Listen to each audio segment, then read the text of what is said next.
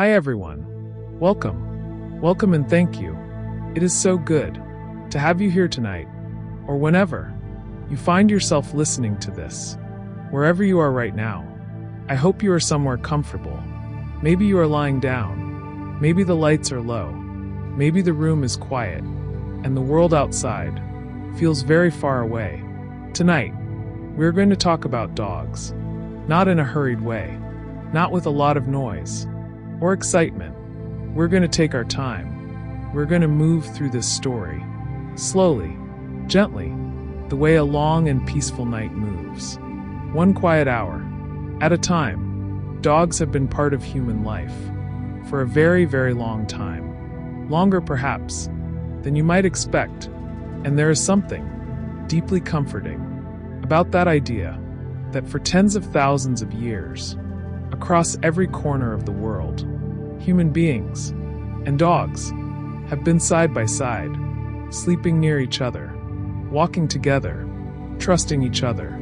And we can take a moment to notice how that feels, how old and quiet and beautiful that connection is. We're going to explore where dogs came from, how they changed, how they found their way into our homes and our hearts. All of it told slowly, all of it told softly. There is no need to rush. There is nowhere else to be tonight. So let your body settle, let your breathing slow, and let's begin, gently moving forward. Dogs are descended from wolves. This is something most people know, at least in a general way, but it is worth sitting with for a moment, because it is quite a remarkable thing. The animal lying at the foot of your bed, or sleeping curled up on the sofa, or trotting happily beside someone on a quiet evening walk, that animal shares its ancestry with wild wolves. The same deep lineage, the same ancient bloodline stretching back through time. Scientists who study genetics, who look very carefully at the DNA of both dogs and wolves, have confirmed this connection. The domesticated dog, known scientifically as Canis lupus familiaris, is a subspecies of the wolf. Canis lupus. They are not cousins. They are not distant relatives. They are, in the truest genetic sense, the same species, one wild, one changed, over thousands and thousands of years, by its relationship with us. The exact moment when wolves began their long transformation into dogs is something scientists have studied for many years. And the answer is, a very long time ago. Current research, based on careful analysis of ancient DNA from fossilized bones, suggests that the domestication of dogs began somewhere between 15,000 and 40,000 years ago. That is an enormous range, and it reflects how difficult it is to pinpoint a moment that unfolded so slowly, so quietly, across so many generations. There was no single day when a wolf became a dog. It happened gradually, over centuries and then millennia, as certain wolves began to live closer and closer to human groups, eating scraps, following hunters, sleeping near fires. Slowly, gently, a new kind of animal began to emerge, one shaped not by the wilderness alone, but by the presence of people. One of the most widely discussed ideas about how dog domestication began involves food, specifically, the waste that human settlements naturally produced. Early human groups, hunters and gatherers living in small communities, would have left behind bones, scraps of meat, discarded plant material, all kinds of edible remnants. Wolves are highly intelligent, highly adaptable animals.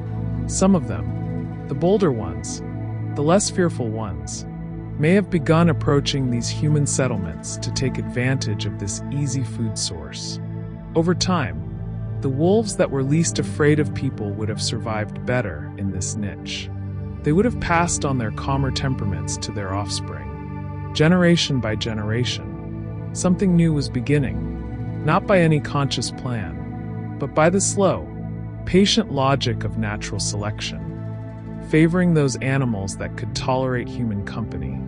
There is a famous experiment that helps us imagine how domestication might have worked. In the 1950s, a Soviet scientist named Dmitry Belayev began a long-term study with silver foxes on a farm in Siberia. He selected foxes based on one single trait: how they responded to humans. The friendliest, calmest foxes were bred together, and their offspring were evaluated in the same way, generation after generation after generation. Within just a few decades, a remarkably short time in evolutionary terms, Belayev's foxes had changed in surprising ways. They were not only friendlier, they looked different. Their ears had become floppy. Their tails began to curl upward. They developed spotted coat patterns. Their skulls changed shape slightly. Selecting for tameness had, in some way, changed the entire animal, and many scientists believe something very similar happened, over a much longer time, with ancient wolves and early humans.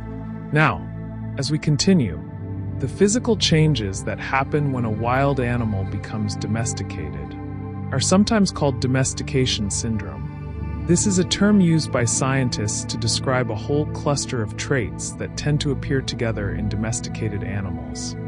Not just in dogs, but in cattle, pigs, horses, and others as well. These traits include smaller body size, floppy ears, shorter snouts, curled or wagging tails, and reduced aggression. They also often include a shorter or more irregular reproductive cycle, and sometimes changes in coat color, such as patches of white. The reason all these different traits seem to come together is still being studied. One idea is that they are all connected to something in early development, specifically to the behavior of cells that form very early in the embryo. Changes in those cells during development might ripple outward to affect many different physical systems at once, producing the full constellation of domestication traits. Ancient DNA, genetic material preserved in the bones and teeth of long-dead animals, has given scientists a remarkable window into the past. When researchers analyze the DNA of dog remains found at archaeological sites, they can compare that genetic material to both modern dogs and modern wolves. This work has revealed something interesting, and perhaps a little puzzling. Dogs seem to have diverged from wolves not once, in one single location, but possibly in more than one place, and at more than one time. Some studies suggest an early domestication event somewhere in East Asia. Others point to Central Asia, or even Europe. It is possible that domestication happened independently in more than one population, with dogs in different parts of the world descending from different groups of ancient wolves. The full picture is still being pieced together, slowly and carefully, from fragments of bone found in the earth. The oldest confirmed dog fossils are remarkable objects to think about. They are, in some cases, more than 14,000 years old. One of the most famous early dog remains was found in a grave at a site called Bonnober Castle in Germany. In that grave, buried alongside two humans, an older man and a younger woman, were the remains of what scientists believe was a dog. The animal appears to have been sick near the end of its life, suffering from a severe infection, and yet it had been cared for. It had survived long enough, and in close enough contact with humans, that it seems to have been looked after. This is deeply touching, in a quiet sort of way. Even 14,000 years ago, it appears that the bond between humans and dogs was not purely practical. There was something else there too, something we might gently call care. Let's take a quiet moment to think about how long this story has been unfolding. Thousands of years of slow change and quiet companionship. Scientists studying dog evolution have found that dogs have certain genetic adaptations that wolves do not have, adaptations that help dogs digest starchy foods. Specifically, dogs have many more copies of the gene responsible for producing amylase, an enzyme that helps break down starches. Wolves, as carnivores living in the wild, have very few copies of this gene. Dogs, living alongside humans who were increasingly eating grains and cooked starches, developed more and more copies over generations. This is a beautiful example of coevolution, the way that humans and dogs, living closely together, shaped each other's biology. Dogs adapted to eat what humans ate, and humans, in turn, relied on dogs for companionship, protection, and help with hunting. The two species became intertwined, not just emotionally and socially, but genetically. One of the most fascinating things about dogs, compared to other animals, is their ability to understand human social cues. If you point at something, a dog will follow your finger. They look where you look. They respond to your tone of voice, your body language, your facial expressions. This ability is so natural to us that it can seem unremarkable, but it is actually quite extraordinary. Even chimpanzees, our closest primate relatives, are not as good at reading human social signals as dogs are. Researchers believe that this sensitivity to human communication was one of the things that made dog domestication possible in the first place, and one of the things that makes dogs such uniquely good companions for people. Dogs do not just live near humans. They watch us. They listen to us. They try to understand us. And over thousands of years, they got very good at it. When dogs look at humans, something chemically interesting happens. Studies have shown that when a dog and a human make eye contact, both of their brains release oxytocin, a hormone often associated with feelings of bonding and trust.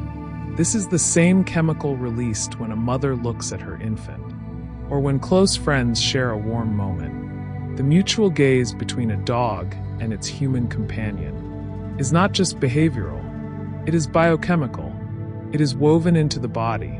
This hormonal loop, human looks at dog looks at human, both feel a surge of warmth and connection, is thought to have co-evolved over thousands of years of close domestication. It is one of the reasons dogs feel, to so many people, like more than just pets. The chemistry of attachment has, in a very real sense, bonded our two species together. Slowly, gently, we move into the next part of our story. There are hundreds of recognized dog breeds in the world today. The exact number depends on which organization you ask. Different kennel clubs in different countries recognize different breeds, but most estimates put the total somewhere between 300 and 400 distinct breeds. And each one is, in its own quiet way, a kind of living experiment, a snapshot of what happens when humans, over many generations, select very specifically for certain traits, size, coat, temperament, working ability, appearance. All of these breeds, from the tiny Chihuahua to the enormous Saint Bernard, from the sleek Greyhound to the fluffy Chow Chow, are the same species. They can all interbreed. They all share the same ancient wolf ancestry. And yet they look so different from one another that it can be almost difficult to believe they are the same animal. The enormous variety of dog breeds that exists today is, in evolutionary terms, a very recent development. Most modern breeds, the ones we recognize today with their specific standards and characteristics, were developed within the last few hundred years, many of them in the 19th century, during a period of intense interest in dog breeding that happened alongside the rise of dog shows and kennel clubs in Britain and other parts of Europe. Before that period, dogs existed in much more regionally defined, loosely categorized groups: hunting dogs, herding dogs, guarding dogs, companion dogs. But the strict breed boundaries and highly specific physical standards we associate with modern breeds are relatively new. In the span of dog history, which stretches back tens of thousands of years, the Labrador Retriever and the Dalmatian and the Poodle are all very new arrivals.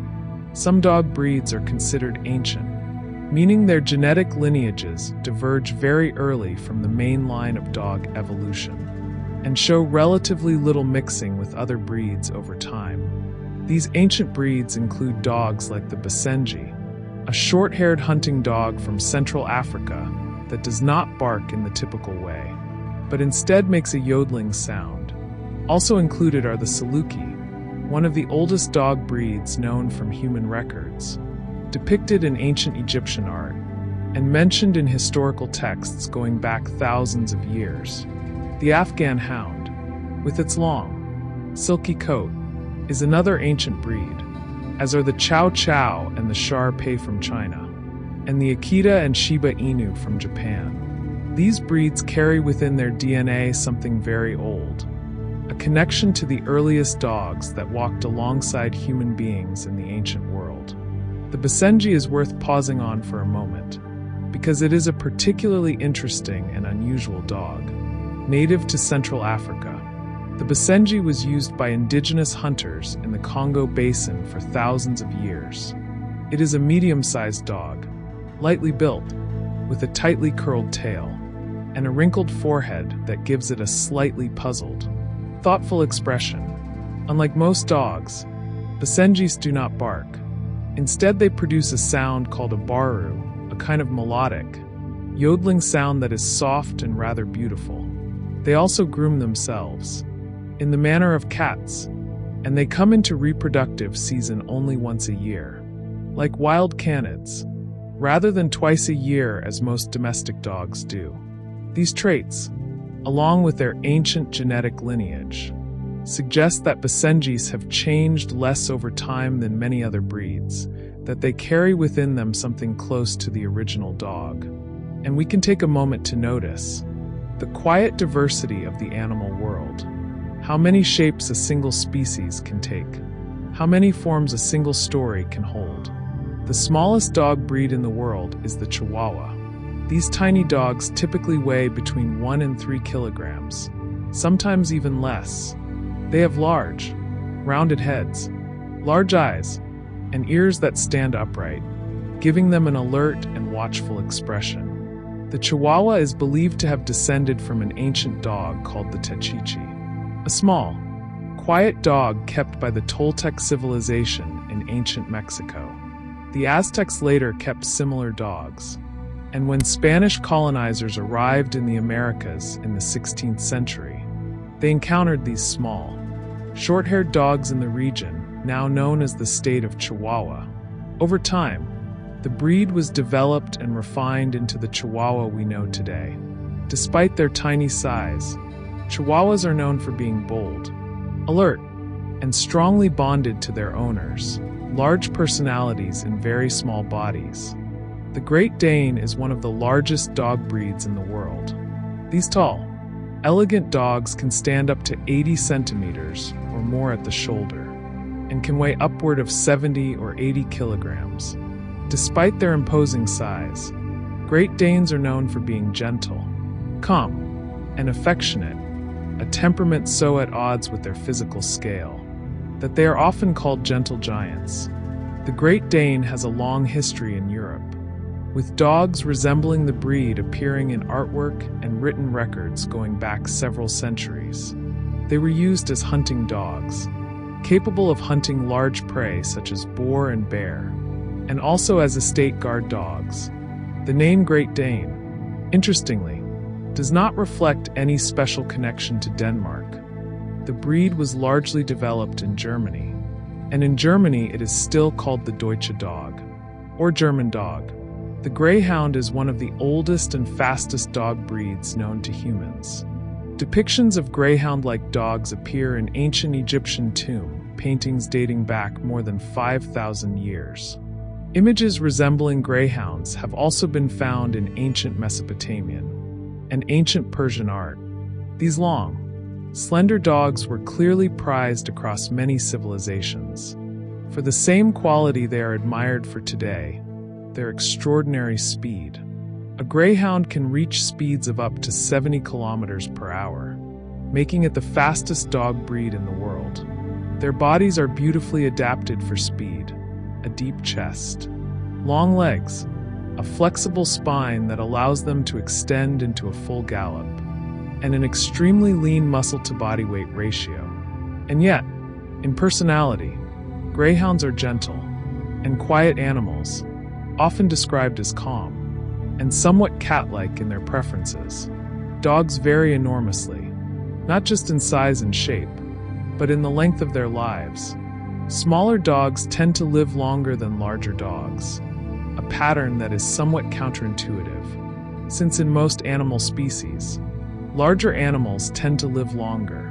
A Chihuahua or a Dachshund might live 15 to 17 years or more.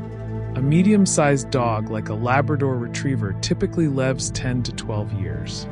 And a very large breed like a Great Dane or an Irish Wolfhound may have a life expectancy of only 7 to 9 years. Scientists are not entirely sure why this is. One idea is that larger dogs age more quickly because they grow faster. The rapid cellular division required for their large size may come with a cost in terms of cellular wear. Another possibility involves the higher metabolic rate of large dogs and the increased cellular stress that comes with it. It remains an open and gently puzzling question. The coat of a dog is one of its most variable features, and it can take an enormous range of forms, from the very short, smooth coat of a Weimaraner or Boxer, to the long, flowing silk of an Afghan hound, to the dense, double-layered wool of a Chow Chow or Samoyed, to the tightly curled, almost waterproof coat of a Portuguese water dog. Coat type is determined largely by a small number of genes that control things like the length of the hair shaft, the degree of curl, and whether the dog has a double coat, a dense, insulating undercoat beneath longer outer guard hairs, or a single coat. These genes can combine in different ways to produce a wide variety of textures and appearances. The genes responsible for the main differences in dog coat type have been identified by scientists, and they are surprisingly few, a small genetic vocabulary, producing a very wide range of expression. Dogs have a sense of smell that is truly difficult for a human being to fully imagine. The part of a dog's brain devoted to analyzing smells is, proportionally, about 40 times larger than the equivalent region in a human brain. Dogs have approximately 300 million olfactory receptors in their noses, compared to about 6 million in a human nose. This gives dogs the ability to detect odors at concentrations many thousands of times lower than a human can perceive. They can smell the difference between individual people. They can detect changes in body chemistry that indicate illness, stress, or emotional state. They can follow a scent trail that is hours, or even days old. This extraordinary olfactory ability is one of the reasons dogs have been used by humans for hunting, tracking, search and rescue, and the detection of everything from explosives to cancer. The world, for a dog, is above all a world of scent, gently moving forward. Into history, dogs were used in hunting for a very long time, before any other kind of human-dog working relationship developed. Early human hunters almost certainly used dogs to track prey, to flush animals out of cover, and to help corner or hold animals until the hunters arrived. This partnership would have been mutually beneficial. In a clear and practical way, humans provided food and shelter. Dogs provided tracking ability and speed that humans alone could not match. Evidence of hunting dogs appears in rock art and cave paintings.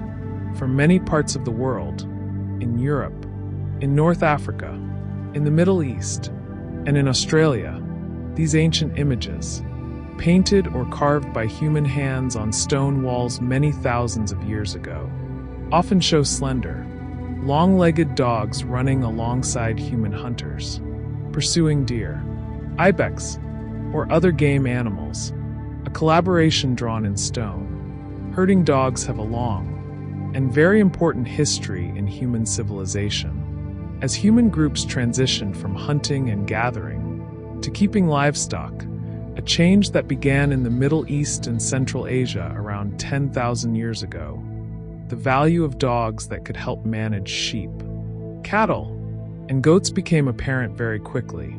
A good herding dog could do the work of several human herders, moving animals across hillsides, keeping flocks together, steering them away from danger.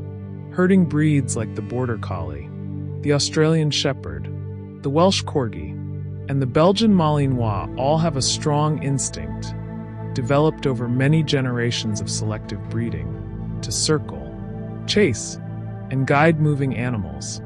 This behavior is actually a modified version of the hunting behavior of wolves.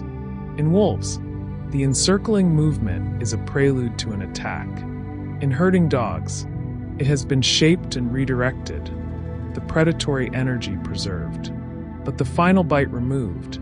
The Border Collie is widely considered to be the most intelligent dog breed.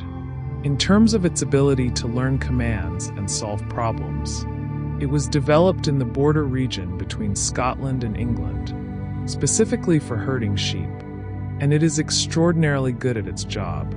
Border Collies work using a combination of intense eye contact, fixing their gaze on the sheep, in a way that controls and directs the flock's movement, and very precise, responsive movement to the signals of the shepherd. A well-trained Border Collie can understand hundreds of individual commands, and some have been shown to learn the names of hundreds of different objects. One Border Collie named Chaser, who lived in South Carolina and was studied by psychologists, learned the names of over 1,000 individual toys, and could retrieve them by name reliably. This is a remarkable cognitive feat. By any measure, guard dogs have been used by human communities for thousands of years. Large, powerful breeds were kept at the entrances to settlements, tied near livestock enclosures, or used to patrol the perimeters of estates and properties. The ancient Romans used a type of dog called the Canis molossus, a large, heavily built breed believed to be an ancestor of many of today's Mastiff-type dogs, to guard military camps and estates. In ancient China, large dogs were kept as guardians of temples and royal households. The tradition of guard dogs is so old and so widespread that it appears in virtually every region of the world where human civilization developed. Today, breeds like the German Shepherd, the Rottweiler, the Doberman, and the giant Schnauzer continue to be used as professional guard and protection dogs, while also being kept as family pets, their guarding instincts present, but usually expressed only gently, in alertness and watchfulness. There is no need to rush. We have plenty of time. Dogs appear in the mythologies and religious traditions of many cultures around the world. In ancient Egypt, the god Anubis, the deity associated with death and the afterlife, was depicted with the head of a dog or a jackal.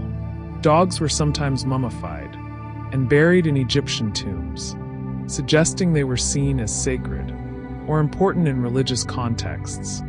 In ancient Greece, the three-headed dog Cerberus guarded the entrance to the underworld, allowing the dead to enter, but preventing them from returning. In Norse mythology, a great dog named Garm guarded the entrance to Hell, the realm of the dead.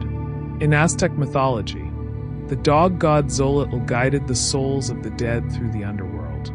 This association between dogs and death, and the afterlife, appears across so many cultures that it seems almost universal, perhaps because dogs have always been associated with the threshold between the human world and whatever. Dogs have been found buried with great care and reverence at archaeological sites all over the world. In many ancient cultures, dogs were clearly regarded as more than mere tools or working animals. They were companions, and they were mourned. At a site in Ashkelon, in what is now Israel, archaeologists discovered a cemetery containing the remains of over 700 dogs, carefully buried and apparently well cared for in life, dating back around 2,500 years. In Germany, ancient burial sites have been found, where dogs were interred alongside their human owners, positioned as though sleeping, or curled beside the person. In North America, Native American burial sites sometimes include dog remains. buried with the same care given to human members of the community. These ancient graves speak quietly of the depth of the human-dog bond, a bond that was, even then, clearly one of genuine attachment and love. In ancient Rome, dogs held many different roles in society. They were kept as hunting companions, as herding animals, as guard dogs, and as pets. Roman authors wrote about them with affection and admiration. The poet Ovid described his dog. The writer Pliny the Elder discussed dog breeds and their uses. Mosaics in Roman homes sometimes featured images of dogs, including the famous mosaic at the entrance of a house in Pompeii, bearing the words Cave Canem, meaning beware of the dog. Dog collars found at Roman sites were sometimes engraved, with the dog's name and the owner's address, a remarkably modern-seeming custom. One famous Roman epitaph, inscribed on a grave marker, mourns a dog named Helena, a small girl who had been part of the household, and who was loved and missed, even in the distant past. Dogs were family. Medieval Europe had a rich tradition of hunting with dogs, and the care and training of hunting hounds was considered a refined and noble art. Books were written about it.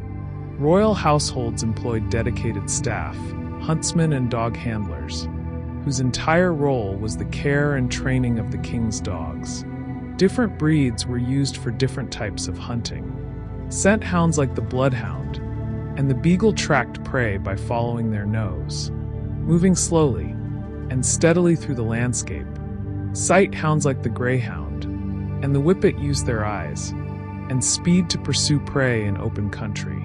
Retrievers and spaniels were used to flush birds from cover and retrieve fallen game. The breeding of these specialist dogs was carefully managed by noble families, and certain bloodlines were highly prized and closely guarded.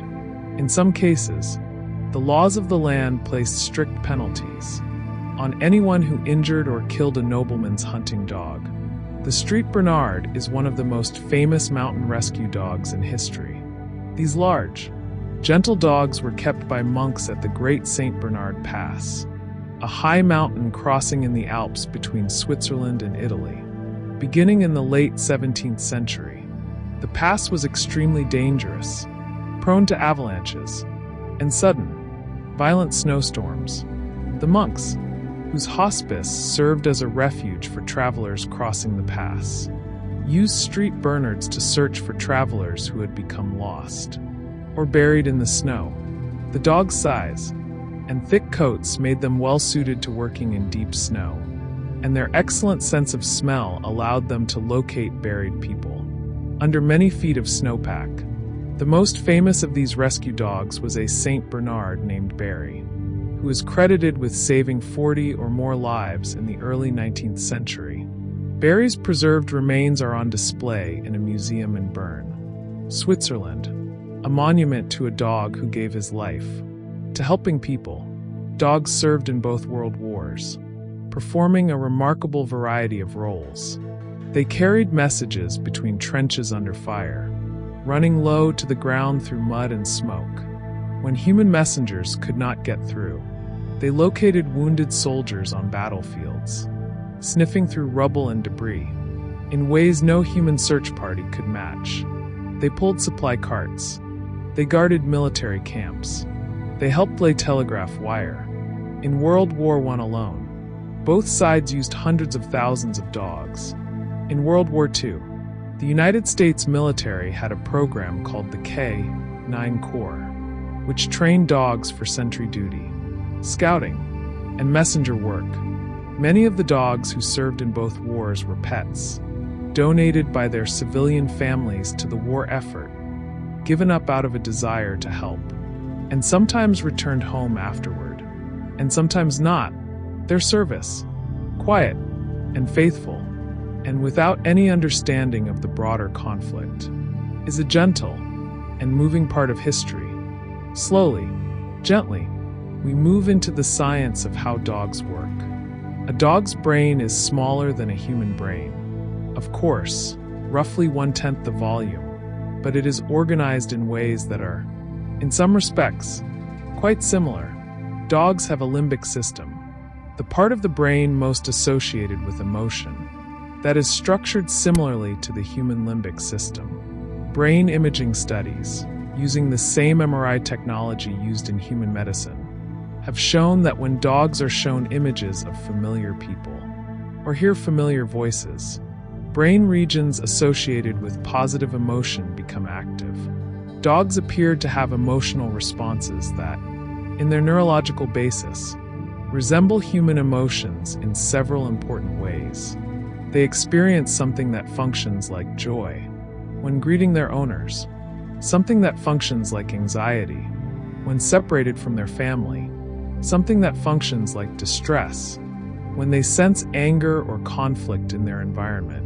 The emotional life of a dog is not identical to a human emotional life, but it is real, and it is present.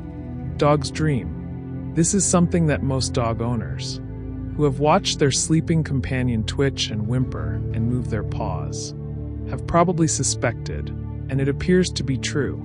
Studies of the brain activity of sleeping dogs show that they cycle through stages of sleep that resemble the stages seen in humans, including a stage characterized by rapid eye movement, or REM sleep, which in humans is associated with vivid dreaming.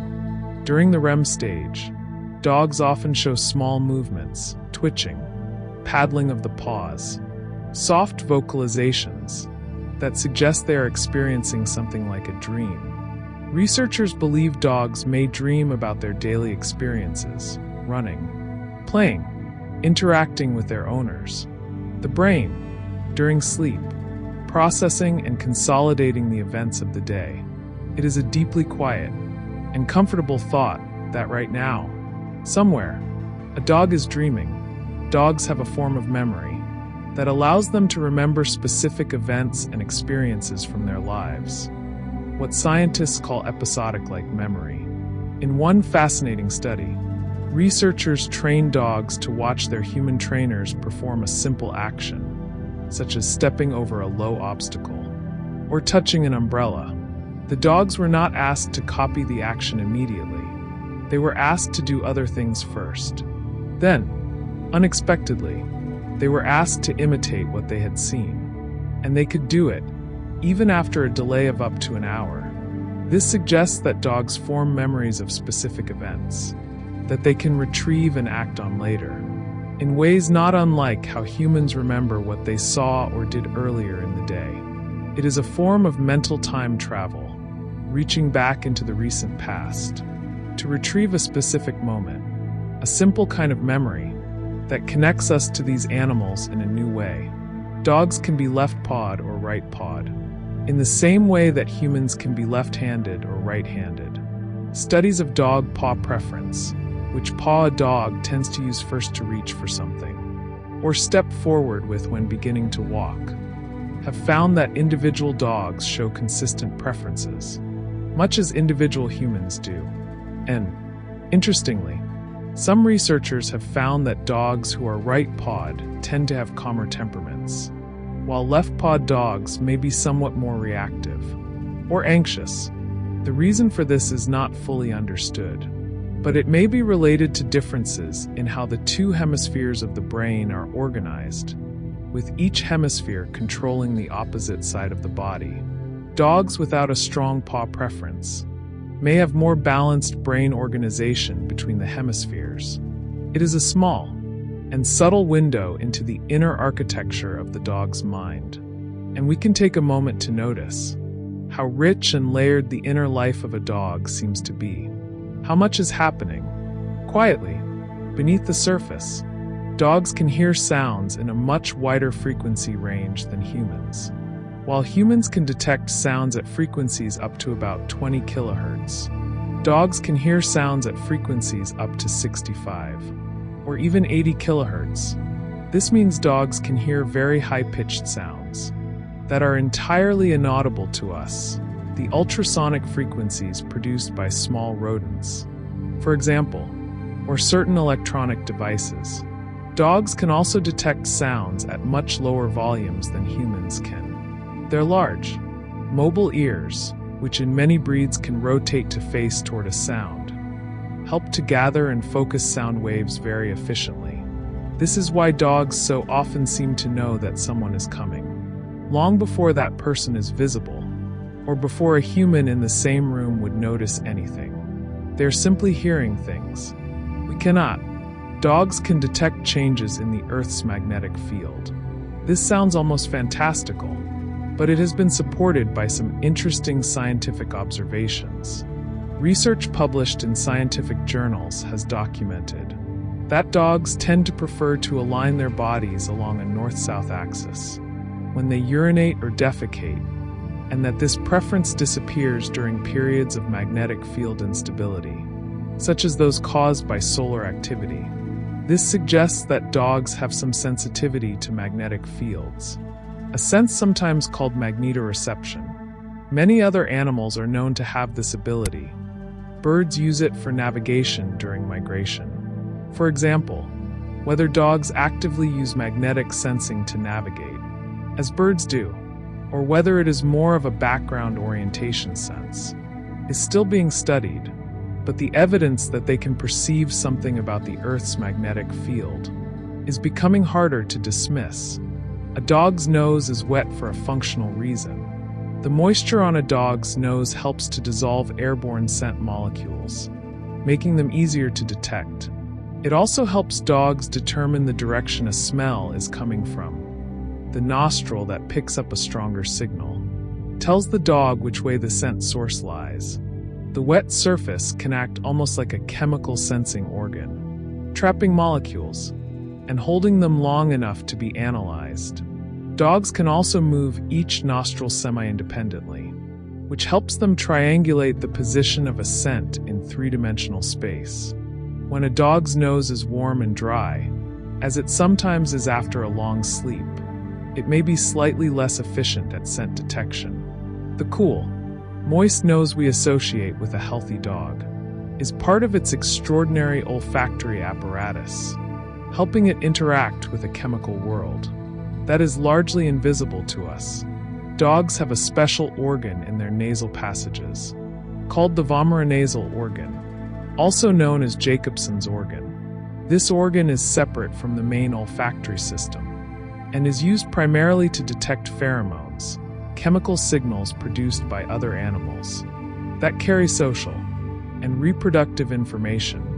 When a dog presses its nose to the ground and sniffs deeply, or when it curls back its lip and makes a strange grimacing expression, it may be actively drawing air over the vomeronasal organ to analyze chemical information. This is a form of chemical communication, so different from anything humans experience, that it is very difficult to fully imagine. Dogs are, in a sense, reading a social world written entirely in scent, a world in which every patch of ground, every tree, every fire hydrant is a message board, carrying information about which animals have passed, what they were feeling, and when they were there.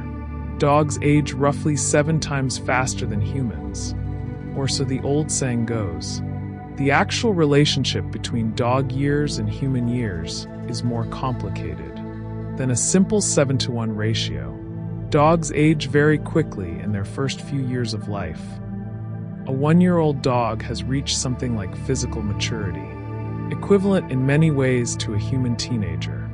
After that, the aging process slows somewhat. A recent study using a technique called DNA methylation, which looks at chemical changes to the DNA that accumulate over time and can be used to estimate biological age, found that a 4-year-old Labrador is biologically about the same age as a 32-year-old human, and a 7-year-old Labrador is roughly equivalent to a 50-year-old human. The mathematical formula is not linear, it is more of a curve, but the broad idea is right. Dogs live their lives at a faster pace than we do, and their time with us is precious. Dogs pant rather than sweat to regulate their body temperature. Unlike humans, who have sweat glands distributed across most of their body surface, dogs have very few sweat glands, and those they do have are located mostly in their paw pads. So when a dog gets hot, it opens its mouth, extends its tongue, and pants. Panting moves a large volume of air across the wet surface of the tongue, and the lining of the mouth, and respiratory tract. As that air moves, water evaporates, taking heat with it. This is evaporative cooling, the same basic principle that makes sweating effective in humans, just happening through the respiratory system. Instead of the skin, a dog panting heavily on a warm day is working hard to stay cool, and it is a sign that the dog needs access to water and shade. The sound of a dog panting, rhythmic, gentle, steady, is one of the most familiar sounds of summer. Now, as we continue into the world of dogs who work alongside humans, search and rescue dogs are among the most skilled and rigorously trained working dogs in the world. These dogs are trained to locate missing people, whether lost hikers in wilderness areas, survivors buried under earthquake rubble, or people who have gone missing in urban environments. They work by following airborne scent, the constantly dispersing cloud of microscopic particles shed by every human body, and tracing it back to its source. Different types of search and rescue dogs are trained for different environments and conditions. Avalanche search dogs work on snowy slopes. Cadaver dogs are trained to detect the specific scent of human remains. Water search dogs work from boats, detecting scent that rises through water from submerged objects. The training of a search and rescue dog takes years, and the bond between the dog and its handler is central to the dog's ability to work effectively. They are a remarkable partnership of human intelligence and dog perception. Guide dogs for people who are blind or have low vision are perhaps the best known of all assistance dogs. These dogs, usually Labrador retrievers, golden retrievers, or German shepherds, or crosses between these breeds, are trained from an early age to guide their handlers safely through complex environments. A well-trained guide dog learns to stop at curbs, avoid obstacles at human head height, refuse commands that would take their handler into danger, a behavior called intelligent disobedience, and navigate busy streets and public spaces. The training takes about 2 years in total, including early socialization, basic obedience, and specialized guide work. The relationship between a guide dog and its handler is one of the most intimate and trusting working partnerships that exists. The dog is not just a tool. It is a companion, a constant presence, a being whose entire working life is devoted to keeping one person safe. Medical detection dogs can be trained to detect illnesses in humans by scent.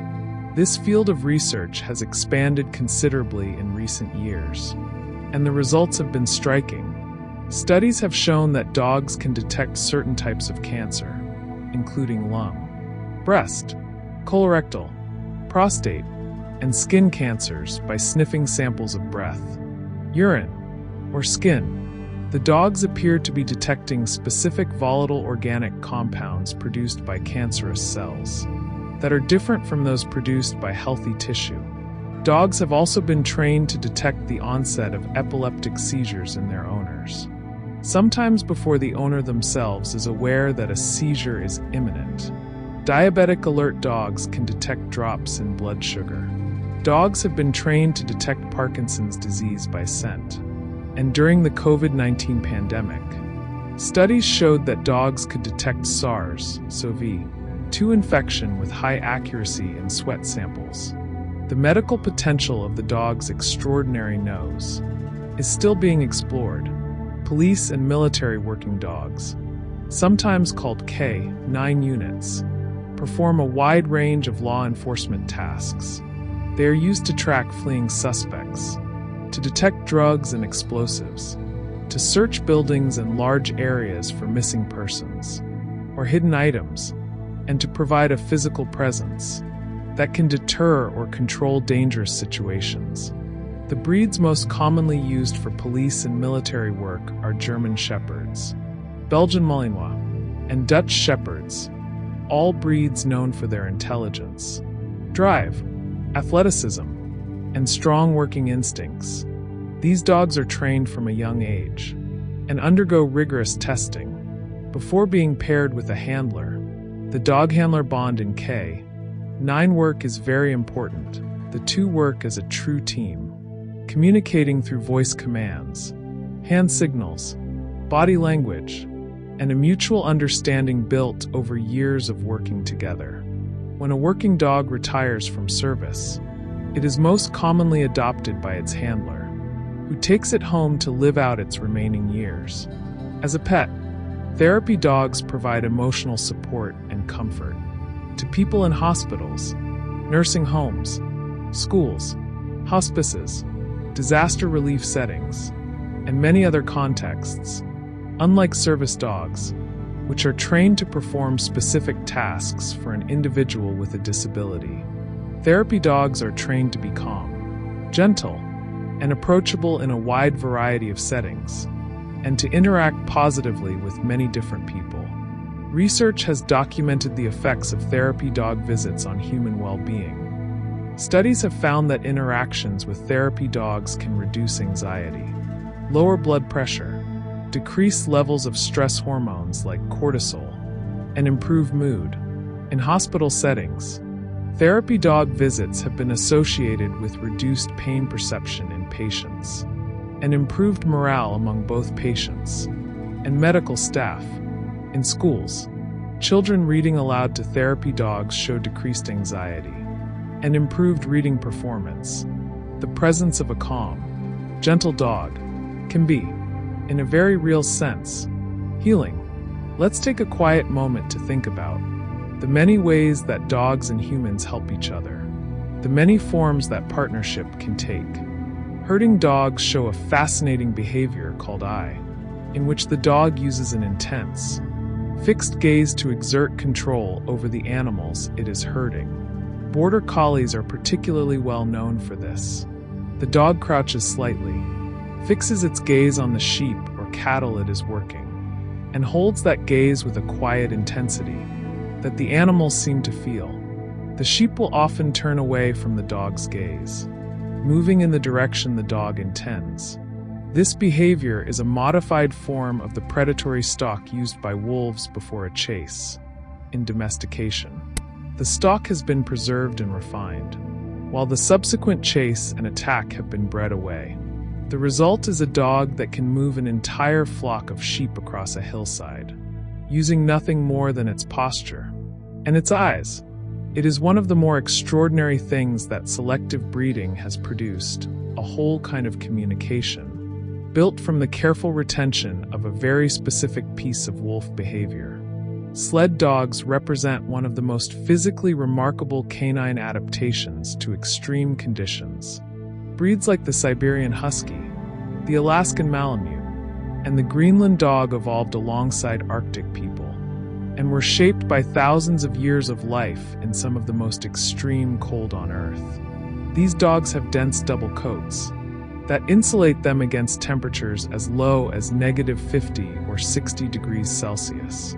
They have wide, padded paws that act like snowshoes and are resistant to frostbite.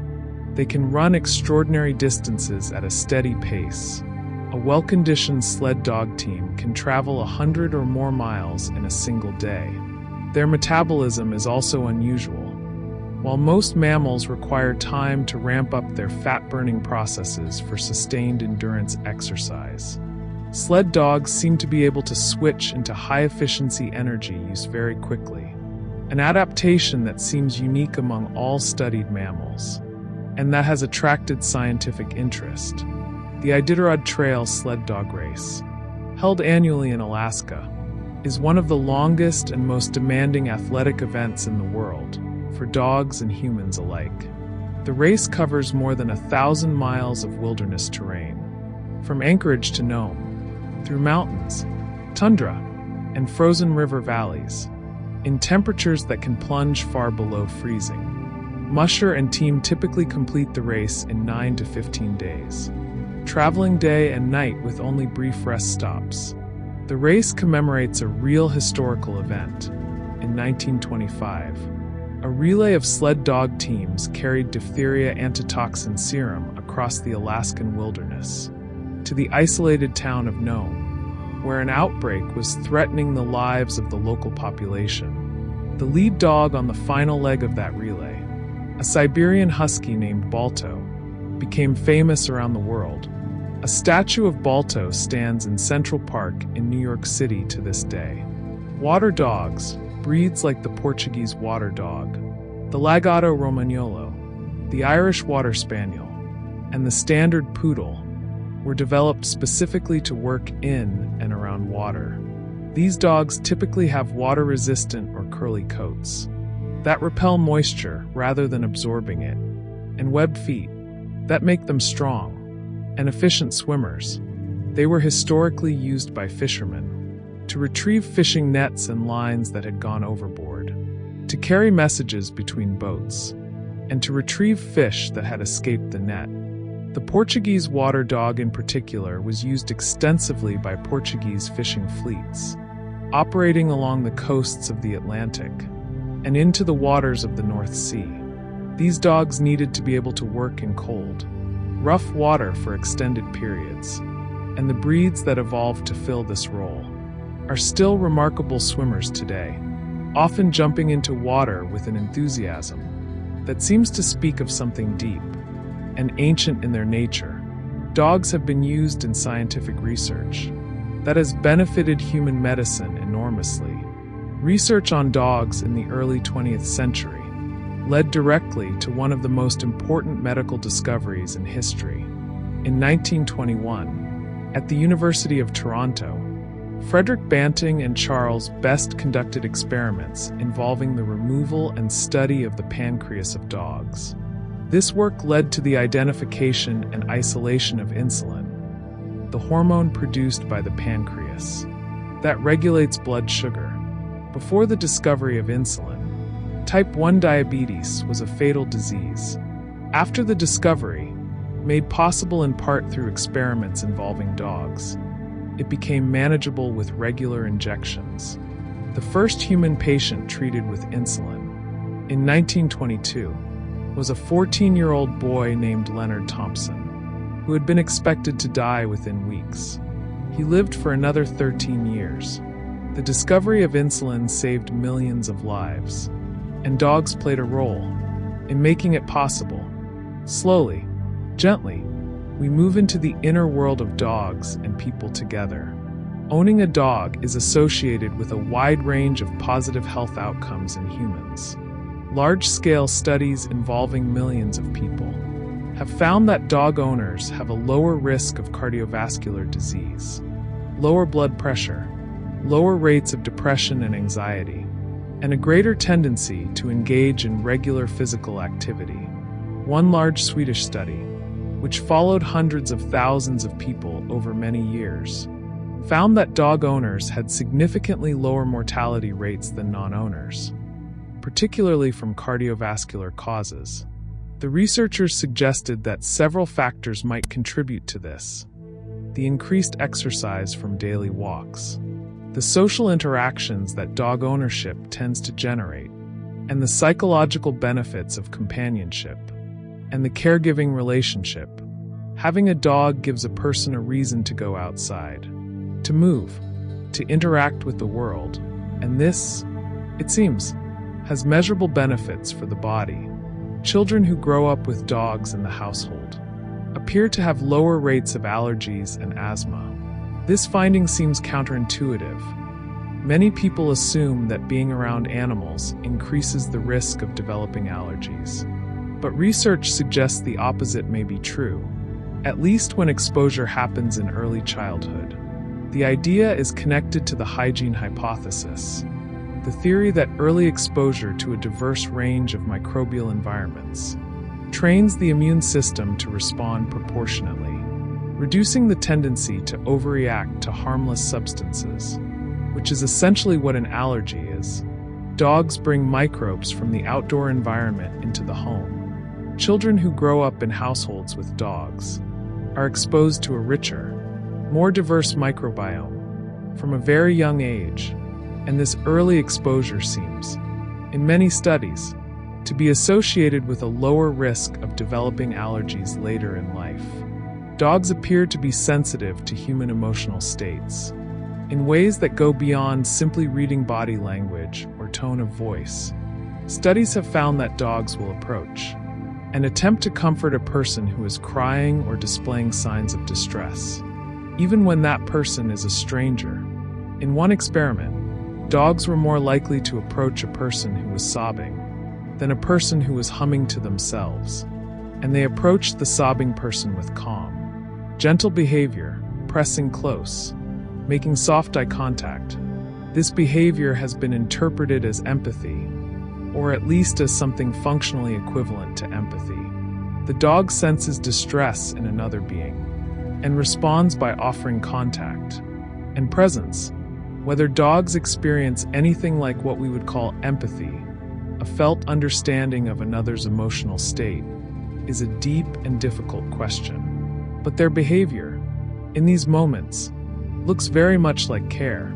The human tendency to anthropomorphize dogs, to attribute human-like thoughts, feelings, and motivations to them, is something scientists have debated.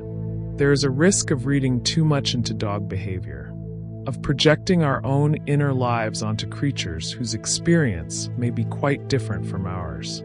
At the same time, there is also a risk of the opposite error, of dismissing the rich inner lives of dogs too quickly, of assuming they feel nothing simply because they cannot tell us what they feel in words. The current scientific consensus tends toward a middle position. Dogs have genuine emotional states. They form genuine social bonds. They experience genuine pleasure and genuine pain. They are not furry people, but they are also not simple machines running purely on instinct. They are sentient beings with their own kind of inner life, different from ours, but not entirely foreign. And we can take a moment to notice how that sits with us. The idea of a mind that is not like ours, but that is real and present and aware. Dogs form genuine attachment relationships with their human companions that closely parallel the attachment bonds formed between human infants and their caregivers. This was demonstrated in studies using a paradigm called the secure base effect, in which dogs were placed in a room with a familiar person, a stranger, and an absent owner. Dogs explored the room more confidently when their owner was present, showed distress when the owner left, and were calmed by the owner's return. Exactly the pattern seen in human children with their parents. The parallel is not merely behavioral. The neurochemical basis of the dog-human attachment bond appears similar to the parent-child bond in humans, involving the same hormones and the same brain regions. Dogs, it seems, have been shaped by domestication to form a particular kind of social attachment to humans, one that has deep evolutionary roots and strong biochemical support. Separation anxiety is a condition that affects many dogs, particularly those who are very strongly bonded to their owners. A dog with separation anxiety becomes intensely distressed when left alone, showing behaviors like pacing, barking or howling, destructive chewing, and sometimes refusing to eat or drink. The condition reflects the strength of the attachment bond.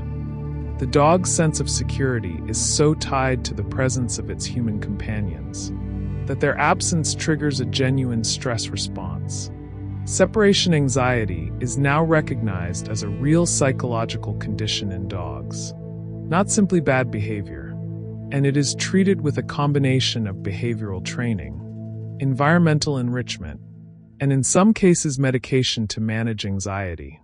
Understanding separation anxiety requires understanding the depth of the bond that dogs form with their human families, a bond so strong that even brief absence can feel, to the dog, like a loss. Dogs are one of the only animals besides humans that show something resembling jealousy. In one study, dog owners were asked to show attention and affection to a stuffed, animated dog in front of their own dog. The real dogs showed significantly more attention-seeking behavior, more pushing between their owner and the fake dog, and more snapping at the fake dog than they showed when their owner paid attention to an inanimate object like a book. This behavior was interpreted as jealousy, a response to the perceived diversion of a valued social resource, namely the owner's attention. Similar behavior has been observed in young children, suggesting that jealousy may be an emotional response that evolved in the context of close social bonds and competition for the attention of attachment figures. That dogs show something like it suggests the depth and exclusivity of the bond they form with their human companions. Dogs have an ability called gaze following, the tendency to look where another individual is looking. This is a skill that is closely connected to social learning and communication. When a human looks in a particular direction, dogs will follow that gaze and look in the same direction. They will also follow a pointing gesture. These abilities seem simple, but they are actually quite sophisticated socially. They require the dog to understand that another individual's gaze is meaningful, that where someone looks is connected to what they know or intend. Young children develop this ability early in infancy. Among non-human animals, it is much rarer. The fact that dogs are so good at gaze following and so responsive to human social cues in general is one of the reasons they communicate with us so easily and why they are such effective working and companion animals. Research has found that dogs process human voices and emotional sounds in a way that is strikingly similar to how humans do it. Brain imaging studies comparing dogs and humans showed that both species have a region in the auditory cortex dedicated specifically to processing voices, and that this region responds differently to emotional sounds, happy voices versus sad voices. For example, in similar ways in both species, both humans and dogs showed greater brain responses to positive emotional sounds than negative ones. This shared neural architecture for processing emotional vocal sounds is thought to have co-evolved through thousands of years of close interaction. Dogs needed to understand human emotional states as communicated through voice in order to cooperate with humans effectively, and humans needed to understand some of what dogs were communicating vocally as well. The result is a shared emotional language, written in sound. Dogs can recognize their own names. This is not surprising. Any dog owner will confirm that a dog responds to its name being called. But the way dogs learn and use their names is actually quite sophisticated. Research has shown that dogs learn their name through the same process of associative learning that underlies much of their training. The name becomes associated with things the dog values, like attention, food, or play. But dogs also show some understanding that names are specific and belong to specific individuals. They will respond differently to their own name than to other names, and they can learn the names of other animals or objects in their household. A dog that has been taught the names of several toys can retrieve a specific toy by name. A dog who lives with other dogs will often come specifically to its own name, rather than to other dogs' names.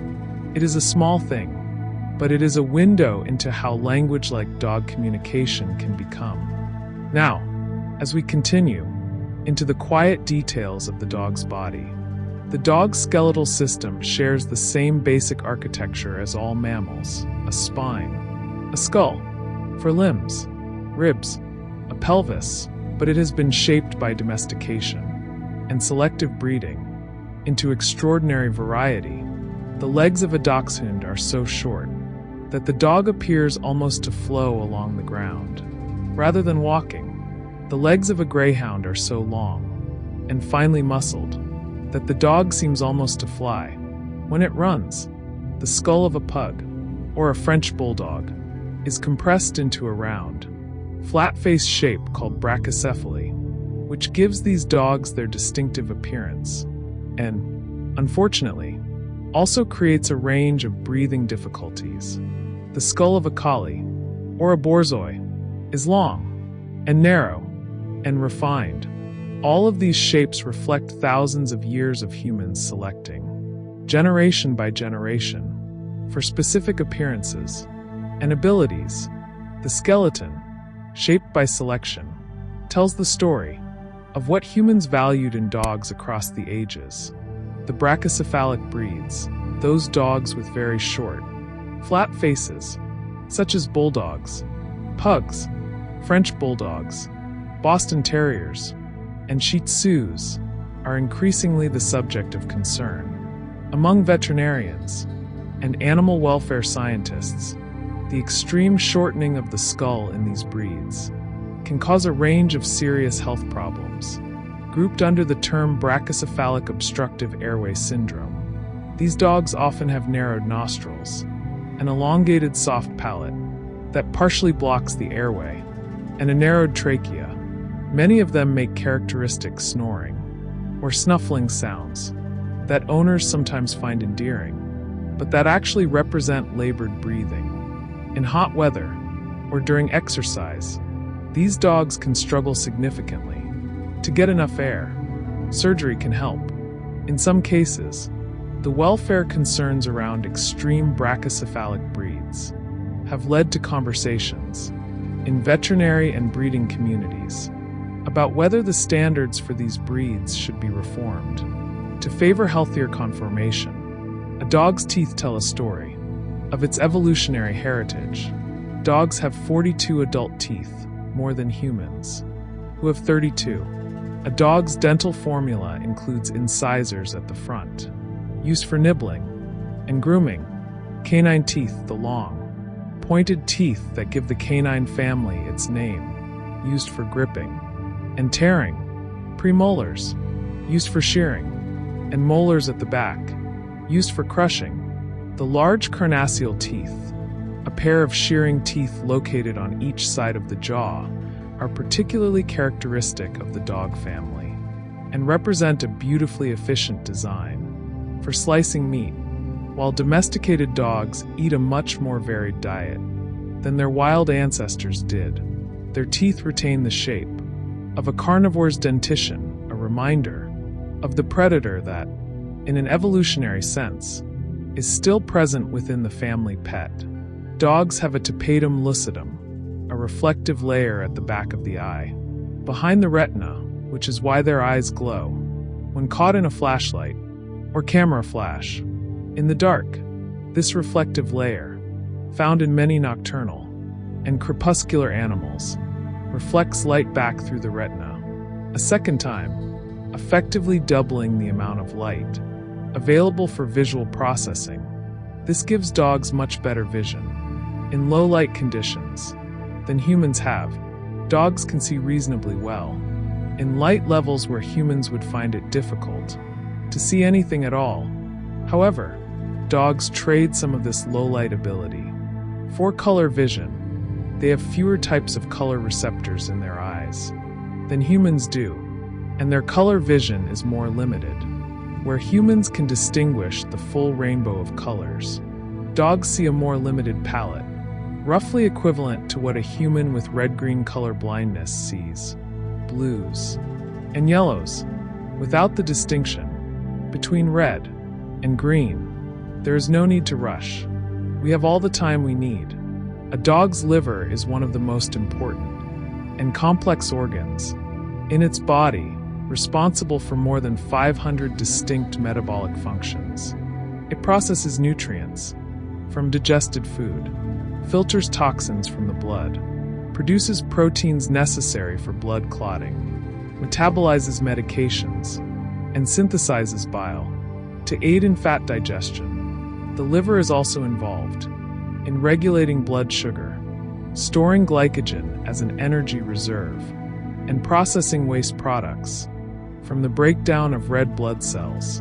The dog's liver has an unusual ability to regenerate if a portion of it is damaged or surgically removed. The remaining tissue can grow back, restoring much of the organ's function. This regenerative capacity makes the liver somewhat resilient, but it also means that liver disease can be quite advanced before obvious symptoms appear, because the remaining healthy tissue compensates for the damaged parts.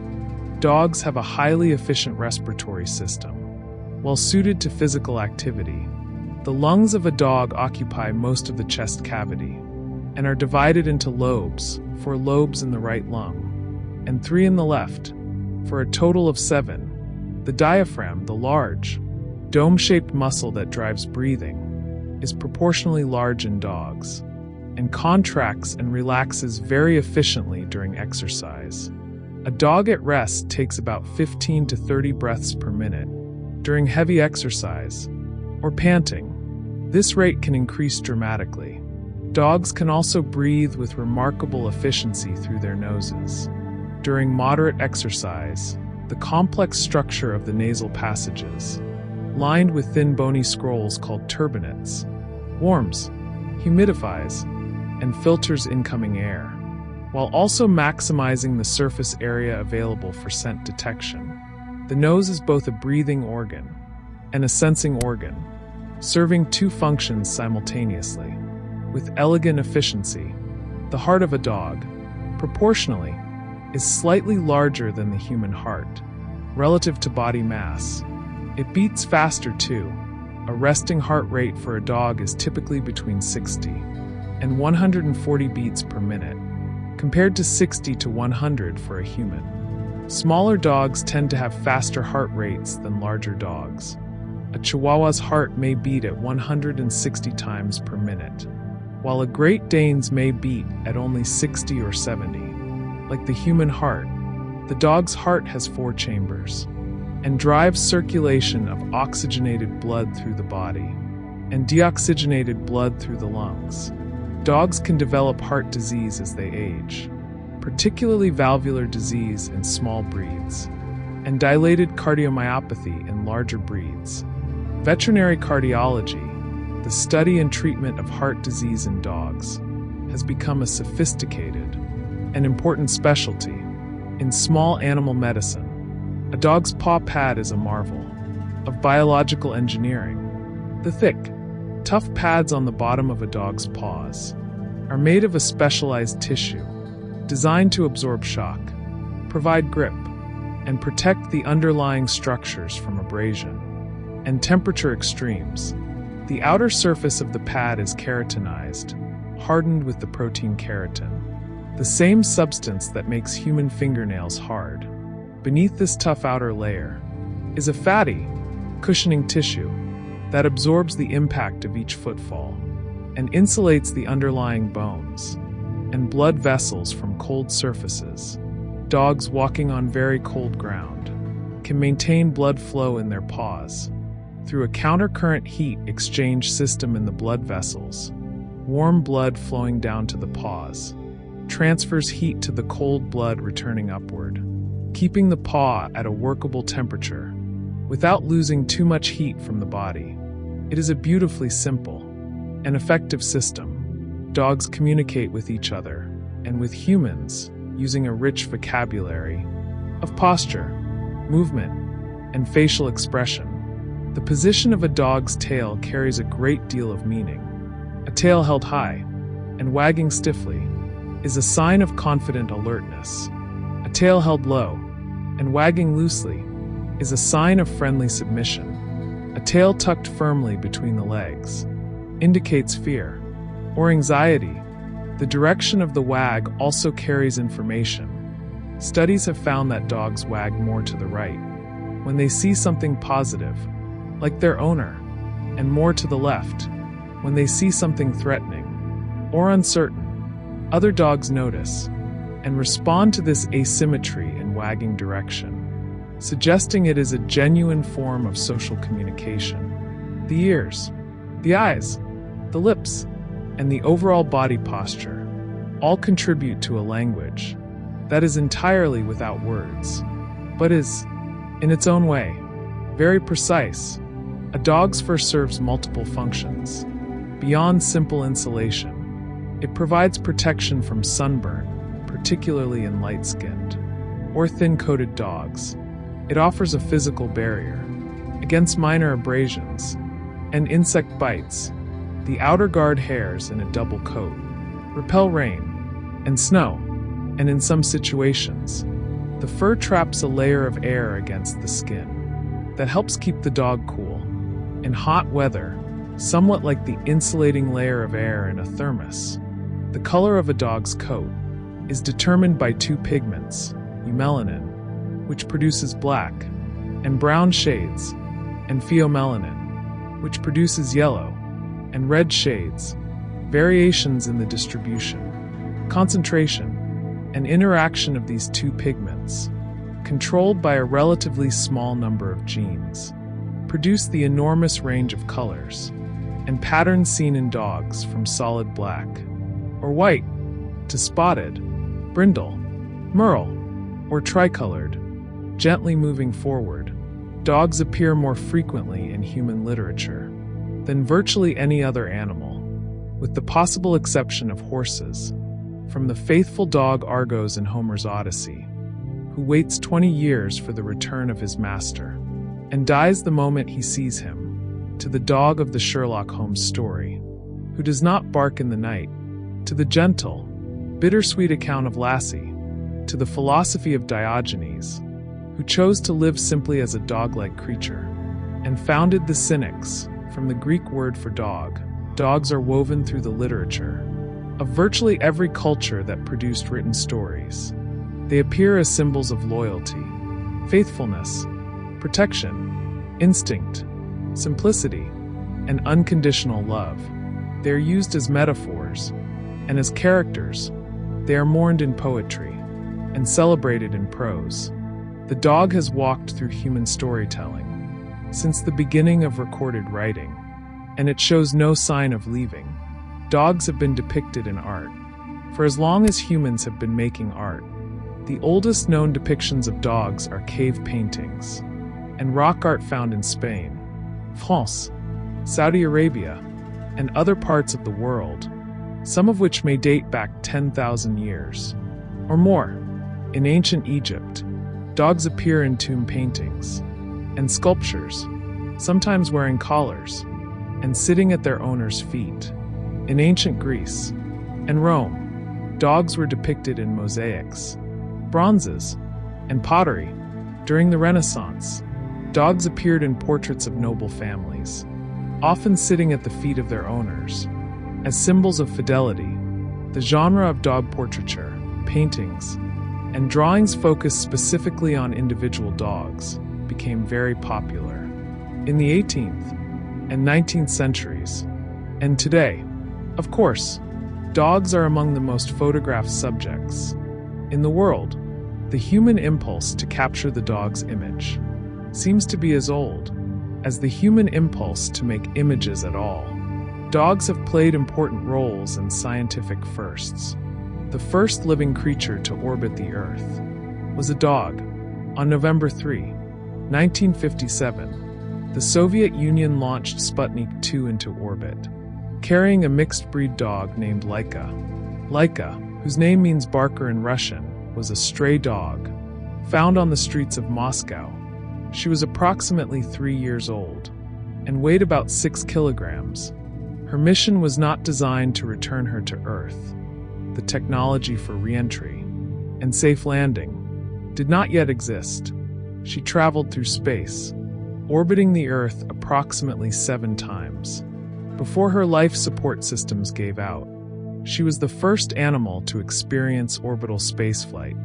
Her story is one of both historic significance and quiet sadness. A small dog, taken from the street to the stars, who became part of the story of human exploration of space. Dogs are the subject of more scientific research than almost any other domestic animal.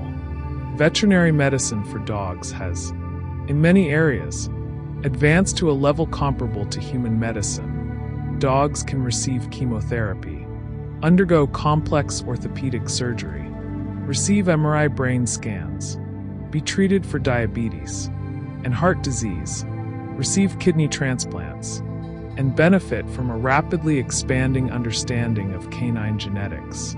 The reason for this is partly the sheer number of dogs kept as pets. In wealthy countries, the economic incentive to develop better treatments is significant, and partly the close emotional bond between humans and their dogs, which motivates owners to seek out advanced medical care. For sick animals, dog medicine and human medicine also frequently inform each other. Canine diseases studied in dogs sometimes yield insights relevant to human health, and advances in human medicine are sometimes adapted for use in dogs, and we can take a moment to notice the extraordinary depth of this relationship, how intertwined our species have become, how much of what we have built, scientifically and culturally, has involved dogs. The Labrador Retriever has been one of the most popular dog breeds in the world for several decades, consistently ranking at or near the top of registration lists. In the United States, the United Kingdom, Canada, and Australia, the breed originated in Newfoundland, Canada, not Labrador, despite the name, where it was used by fishermen to retrieve fishing lines and fish from cold Atlantic waters. English noblemen who encountered these dogs in the early 19th century brought them to Britain, where they were developed into the retrieving gun dogs we recognize today. Labradors are known for their friendly, gentle temperament, their eagerness to please, their trainability, and their tolerance for children. They also have a well-known enthusiasm for food that makes them very easy to train with food rewards, and that also makes obesity a common health concern. In the breed, the Dachshund, known in Germany as the Dackel or Teckel, is a breed whose distinctive body shape, with its long spine and very short legs, was specifically designed for a particular job. The name Dachshund comes from German words meaning badger dog, and the breed was developed in Germany in the 17th and 18th centuries, specifically to hunt badgers. The dog needed to be able to follow a badger down into its burrow, which required a body narrow and long enough to fit in a tunnel, and short enough legs that it could turn around underground. The Dachshund's notably persistent, determined personality, often described as somewhat stubborn, is also a working trait. A dog that gave up easily when faced with the resistance of an animal defending its burrow would not have been useful. Today, Dachshunds are popular companion animals, though their long spines do make them prone to back problems. The poodle is one of the most intelligent and versatile dog breeds, and it has a history quite different from its reputation as a pampered show dog. Poodles originated in Germany as water-retrieving dogs. Their name comes from the German word pudel, meaning to splash in water. The elaborate clip associated with show poodles actually has a functional origin. The breed's curly coat, if left unclipped, grows continuously and can become waterlogged. During swimming, hunters began clipping the coat on the hindquarters and legs to reduce water resistance and weight, while leaving the coat on the chest and joints for warmth and protection. The decorative pom-poms sometimes left on the joints were meant to protect the joints from cold water. Today, poodles come in 3 sizes: standard, miniature, and toy, and continue to be used as working dogs in various capacities, including truffle hunting, for which their nose and trainability make them exceptionally well suited. The history of dog shows began in Britain in the 19th century, with the first formal dog show held in Newcastle upon Tyne in 1859. At first, shows included only pointers and setters. Within a few years, they had grown to include many breeds, and the first show at Crystal Palace in London attracted over 1,000 dogs. The Kennel Club, the governing body for dog shows in Britain, was established in 1873 and began maintaining a stud book, a record of registered dogs, and their lineages. The American Kennel Club was founded in 1884. These organizations established breed standards, detailed written descriptions of what each breed should ideally look like, that have shaped the development of dog breeds. Ever since, the world of competitive dog showing has been enormously influential on the appearance of modern purebred dogs, and has also been the subject of debate regarding whether the pursuit of extreme physical standards has sometimes been at the expense of dog health. Dogs and humans synchronize their sleep patterns when they share a living space. Studies of sleep behavior in dog-owning households have found that dogs and their owners tend to wake and sleep at similar times. Even when sleeping separately, they also tend to take naps at similar points in the day. This synchrony is thought to reflect the close social bonding between the two species and the natural tendency of social animals to align their activity patterns with those of their social group. Many dog owners allow their dogs to sleep on or near their beds, and studies of this behavior have found mixed results. In terms of human sleep quality, some people sleep better with their dog nearby, finding it comforting, while others have more disrupted sleep due to the dog's movements and sounds. It appears, perhaps unsurprisingly, that the effect depends largely on how strong the human-dog bond is. The practice of giving dogs names is something that crosses virtually all cultures and all of history. In ancient Rome, popular dog names included Ferox, meaning fierce, and Cerberus, the three-headed guardian of the underworld. In medieval Europe, hunting dogs were often given names associated with their qualities: speed, hardy, steadfast. Today, dogs are often given human names, particularly names that were common among children a generation or two ago. Studies of dog naming trends reveal interesting patterns. Popular human names tend to become popular dog names about 10 to 15 years later, as people who grew up with those names begin to give them to their pets. The giving of a name to an animal is a deeply human act, a kind of formal recognition that the animal is a member of the social group, that it belongs, and that it matters. Now, as we continue back into the science of how dogs came to be, the wolf that gave rise to modern dogs is almost certainly an extinct lineage. Not any of the wolf populations alive today. Analysis of ancient and modern DNA suggests that the wolves most closely related to dogs are not gray wolves from any specific current population, but rather a group of ancient wolves that diverged from the ancestral wolf lineage sometime between 15,000 and 40,000 years ago. This population of ancient wolves is now gone, possibly absorbed into the expanding dog gene pool through interbreeding, or simply replaced as the ecological niche it occupied was filled by domesticated dogs. The wolves alive today in North America, Europe, and Asia are evolutionary cousins of dogs, not their direct ancestors.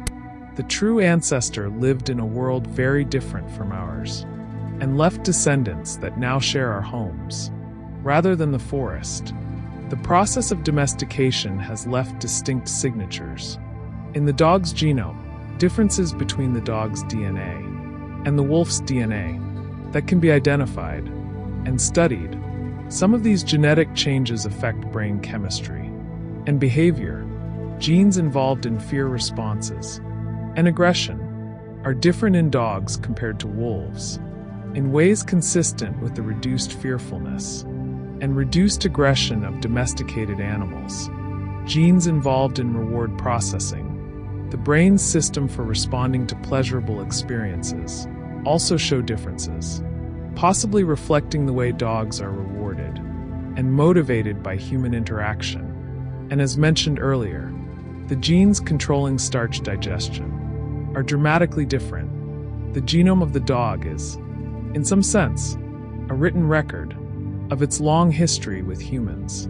carrying the marks of thousands of years of selection for the traits that made dogs good companions, good workers, and good members of human communities. Hybridization between dogs and wolves still occurs in some parts of the world, particularly in areas where human settlements and wild wolf territories overlap. In Italy, Poland, and other parts of Europe, where wolf populations have recovered in recent decades, cases of dog-wolf hybrids, sometimes called wolf dogs, have been documented. These hybrids are typically the result of wild wolves mating with free-roaming dogs. They are usually fertile and capable of breeding further, and in some populations, hybrid individuals make up a notable fraction of the apparent wolf population. This genetic mixing is a concern for wildlife conservationists because it can dilute the genetic integrity of wild wolf populations, but it is also a reminder that the genetic boundary between dog and wolf, though real and significant, is not absolute. The two populations have been diverging for thousands of years, but the process of divergence is not yet complete. The speed at which dogs have evolved, genetically, since domestication began, is extraordinary by evolutionary standards. In the roughly 15,000 years since dogs and wolves diverged, dogs have accumulated genetic changes that took their wolf ancestors millions of years to evolve. Selective breeding by humans, which is far more intense and targeted than natural selection, can produce evolutionary changes within just a few generations that would take natural selection thousands of generations to achieve. This is why the diversity of dog breeds, from the Chihuahua to the Saint Bernard, from the Greyhound to the Chow Chow, could develop in such a relatively short period of evolutionary time. The domestication of dogs is sometimes called the most dramatic and rapid evolutionary transformation of any large mammal in history, a transformation driven not by the slow grinding of natural selection, but by the choices and preferences of human beings. Let's take a quiet moment to think about the power of relationship, how being close to something, over time, can change everything about it. Inbreeding is a significant health concern in many purebred dog breeds, because each breed is descended from a relatively small founding population, and because breed standards restrict which dogs can be registered as purebred. The gene pool of many breeds is quite narrow. This means that recessive genetic diseases, conditions caused by inheriting two copies of a defective gene, one from each parent, are more common in purebred dogs than in mixed-breed dogs, where the wider gene pool makes it less likely that a dog will inherit two copies of the same defective variant. Many breeds have characteristic health problems that are largely genetic in origin: hip dysplasia in German Shepherds and Labrador Retrievers, progressive retinal atrophy in Irish Setters, heart disease in Cavalier King Charles Spaniels, certain cancers in Golden Retrievers. DNA testing of breeding animals can identify carriers of disease-causing variants, and responsible breeding programs use this information to reduce the prevalence of inherited disease. Mixed-breed dogs, those with no particular breed affiliation, sometimes called mutts or mongrels, tend on average to be healthier than purebred dogs. This is due to a phenomenon called hybrid vigor, or heterosis, the tendency of genetically diverse individuals to be healthier and more robust than those from narrow gene pools.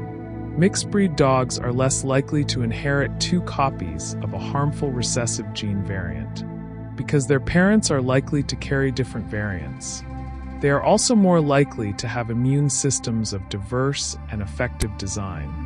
Studies comparing the health records of mixed-breed and purebred dogs have generally found lower rates of inherited disease in mixed-breed dogs. This does not mean that individual mixed-breed dogs are always healthier than individual purebred dogs. but the statistical tendency is clear and well documented. The genetic diversity of the mixed-breed dog is one of its quiet biological strengths. Epigenetics, the study of how experiences and environments can change the way genes are expressed without changing the underlying DNA sequence, has become an important area of research in dogs. Studies have found that stress experienced by a pregnant dog can affect the epigenetic marks on her puppy's DNA in ways that influence how those puppies respond to stress as adults. The experiences of early life, whether a puppy is adequately socialized, whether it experiences trauma or security, whether it has positive interactions with humans and other animals, leave measurable marks in the epigenome. These marks influence behavior, temperament, and health throughout the dog's life.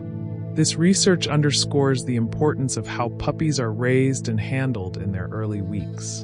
And it also connects the history of individual dogs, their early experiences, the experiences of their mothers, to the animals they become. The domestication of dogs may have played a role in the success of early modern humans in competing with other human species and predators. Some researchers have suggested that hunting with dogs gave early modern humans a significant advantage over Neanderthals and other competitors. That the tracking ability and speed of dogs allowed human hunters to pursue prey more effectively, to hunt more species, and to hunt in more environments. This is a controversial idea, and direct archaeological evidence is difficult to gather. But it is notable that the arrival of modern humans in Europe and the disappearance of Neanderthals roughly coincided in time with evidence of early human-dog partnerships. Whether dogs were a cause, a correlate, or simply a companion in this chapter of human history is something archaeologists and geneticists continue to debate. But the timing is intriguing and gently worth wondering about. Dogs were among the first animals to be depicted wearing accessories made by humans. Dog collars are among the oldest known examples of manufactured animal equipment.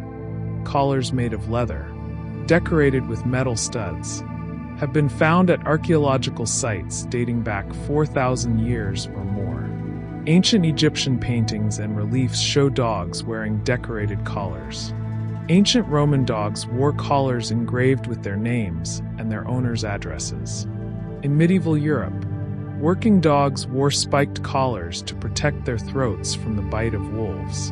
The dog collar, in all its long history, is a small and practical object that speaks to the depth of the relationship between humans and dogs.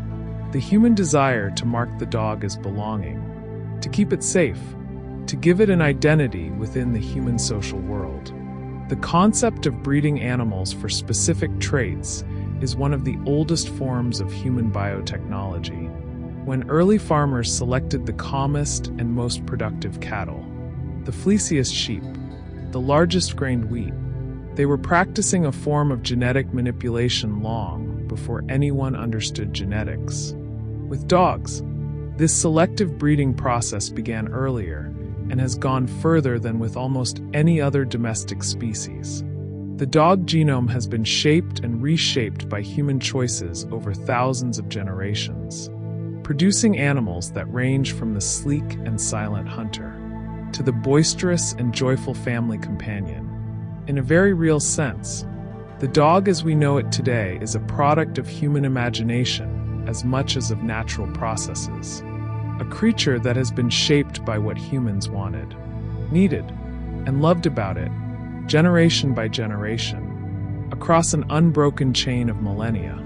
Slowly, gently, we move into the remarkable things dogs can do. Dogs have a remarkable ability to read human body language with very fine precision. Studies have shown that dogs are sensitive to the most subtle cues in human posture, movement, and facial expression, changes too small for most humans to consciously notice. Dogs appear to read the orientation of the human body to determine where attention is directed, and they adjust their behavior accordingly. They can tell the difference between someone who is looking at them and someone who has their eyes closed. They respond differently to a person facing them versus a person with their back turned. They notice when a human is distracted and are more likely to perform a forbidden behavior when they judge that the human is not paying attention. This sensitivity to human body language is one of the core features of domestic dogs that distinguishes them from wolves and from other animals. And it is one of the things that makes them such remarkably effective social companions. The ability of dogs to detect cancer by smell has been confirmed in multiple peer-reviewed studies across several countries. Dogs can be trained to detect specific cancers, including lung, breast, prostate, and colorectal cancers, with accuracy rates in some studies exceeding 90%. The dogs appear to be detecting subtle changes in the chemical composition of breath, urine, or skin secretions that accompany the metabolic changes produced by cancerous tissue. The potential medical applications of this ability are significant. A non-invasive, rapid screening method based on dog detection could potentially identify cancers at very early, more treatable stages. Research groups around the world are working both to better understand exactly which chemical compounds dogs are detecting, and to develop electronic sensors that can replicate the dog's ability.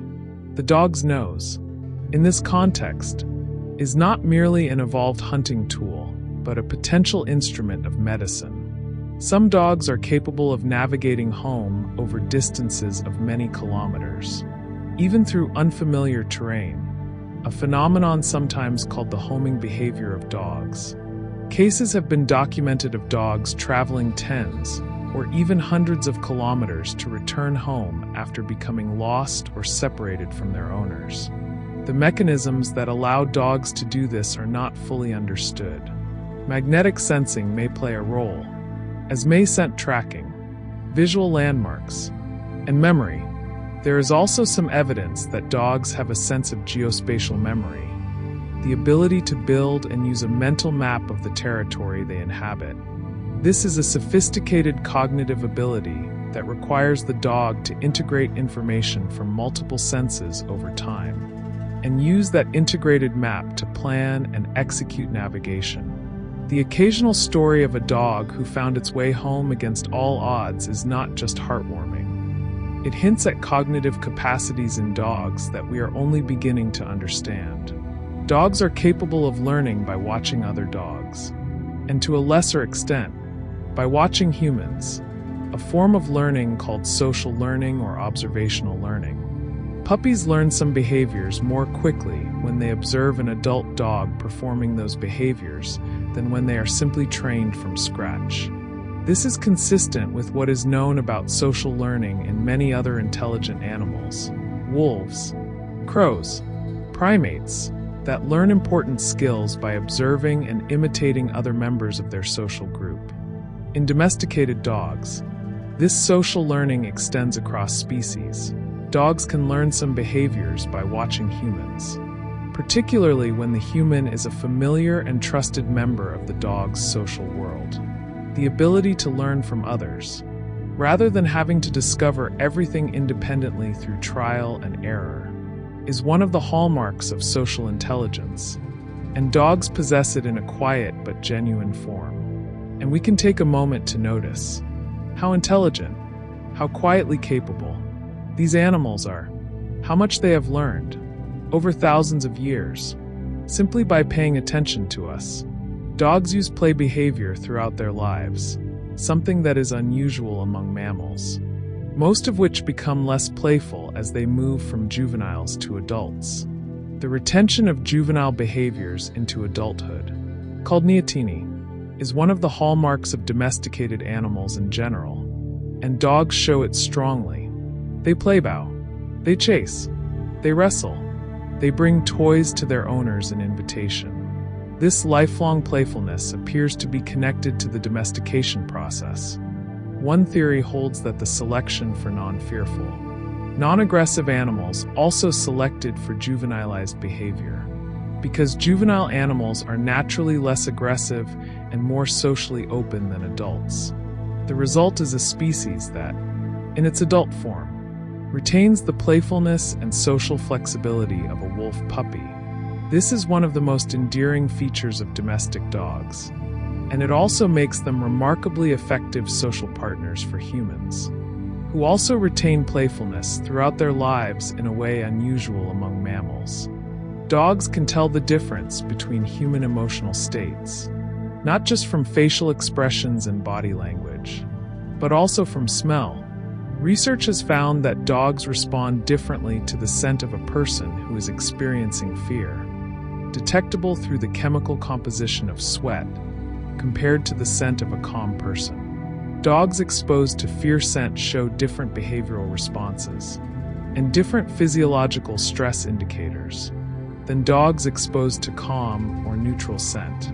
This is consistent with the broader picture of dogs as extraordinarily sensitive monitors of human emotional states, perceiving and responding to cues not just from the face and body, but from the chemistry of the air around a person. In some ways, a dog may know how you are feeling before you have fully recognized it yourself. Dogs engage in a behavior called allogrooming, mutual grooming between social partners. Though less extensively than many other social animals, dogs will lick each other's faces and ears, particularly in the context of greeting and social bonding. They also engage in extensive mutual sniffing and touching between dogs and their human companions. This social grooming extends in modified forms. Petting and stroking a dog can be seen as a form of social grooming from the human side, and many dogs will lick their owners' faces, hands, or feet in return. Studies have found that petting a dog reduces stress hormones in the human doing the petting, and it also produces releases of oxytocin in both the human and the dog.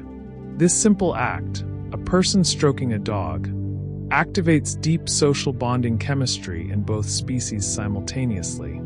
It is one of the quietest and most powerful expressions of the connection between them. Dogs yawn, and they catch yawns from humans, just as humans catch yawns from each other. Contagious yawning is thought to be associated with empathy. It tends to be more frequent among individuals who are closely bonded or emotionally attuned to each other.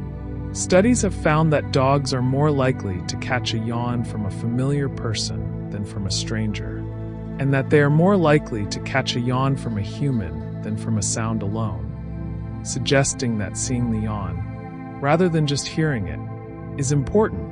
Whether contagious yawning in dogs reflects genuine empathy, a felt sense of what another individual is experiencing, or simply a learned social reflex is debated.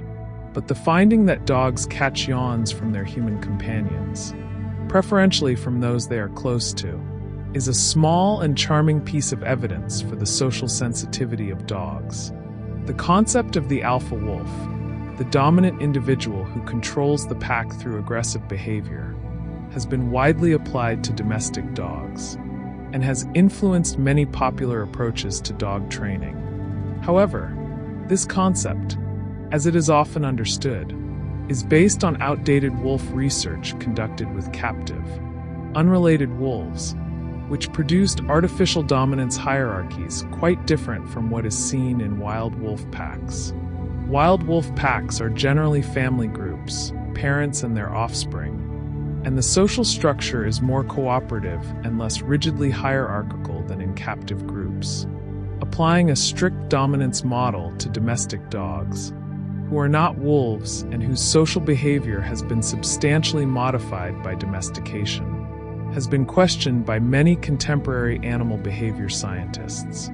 Modern, evidence-based dog training tends to focus on positive reinforcement, teaching dogs through reward rather than through establishing dominance. And this approach is now strongly favored by most veterinary and behavioral professional organizations. Dogs age in ways that are visible in their faces. As a dog grows older, the muzzle often turns gray or white, particularly around the mouth and nose, before the rest of the coat changes color. This graying of the muzzle is similar to the graying of hair in humans, and reflects the slowing of melanin production in the skin's pigment cells as they age. Research has found that dogs with more anxiety and impulsivity tend to gray earlier, which is also paralleled in human studies, showing that chronic stress can accelerate the graying of hair. The gray muzzle of an old dog is one of the most quietly affecting things in the world, a visible sign of a life lived, of years past, of the gentle and inevitable movement of time through a beloved companion, gently moving forward into different corners of the world. In many parts of Africa, dogs occupy a somewhat different social role than they do in Western countries.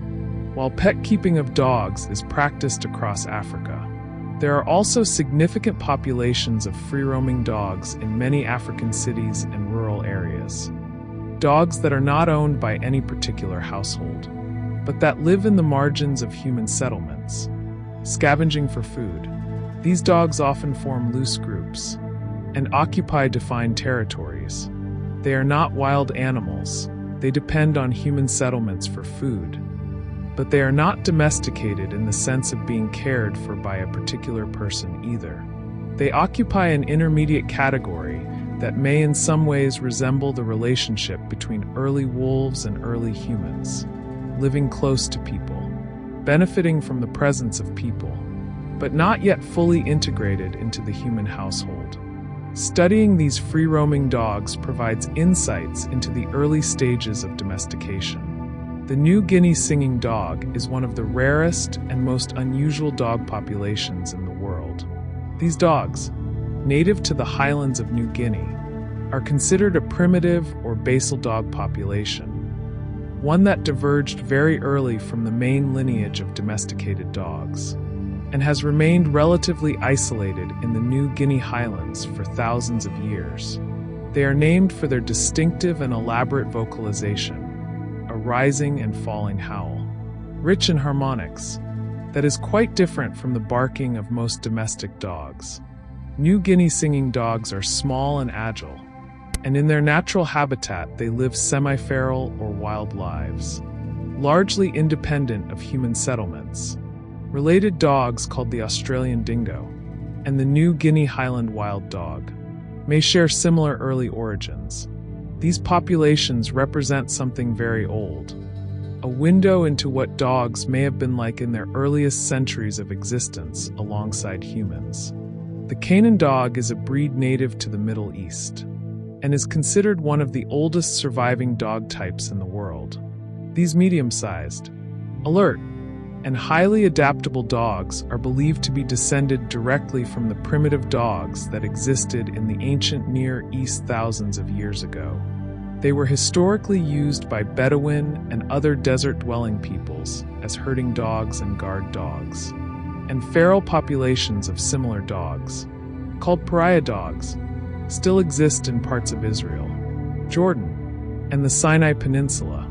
The Canaan dog was formally recognized as a breed in Israel in the 20th century and has been exported to other countries as a companion and working dog. Its ancient genetic lineage, its adaptability, and its alert, intelligent temperament make it a fascinating living link to the earliest dogs of the ancient world.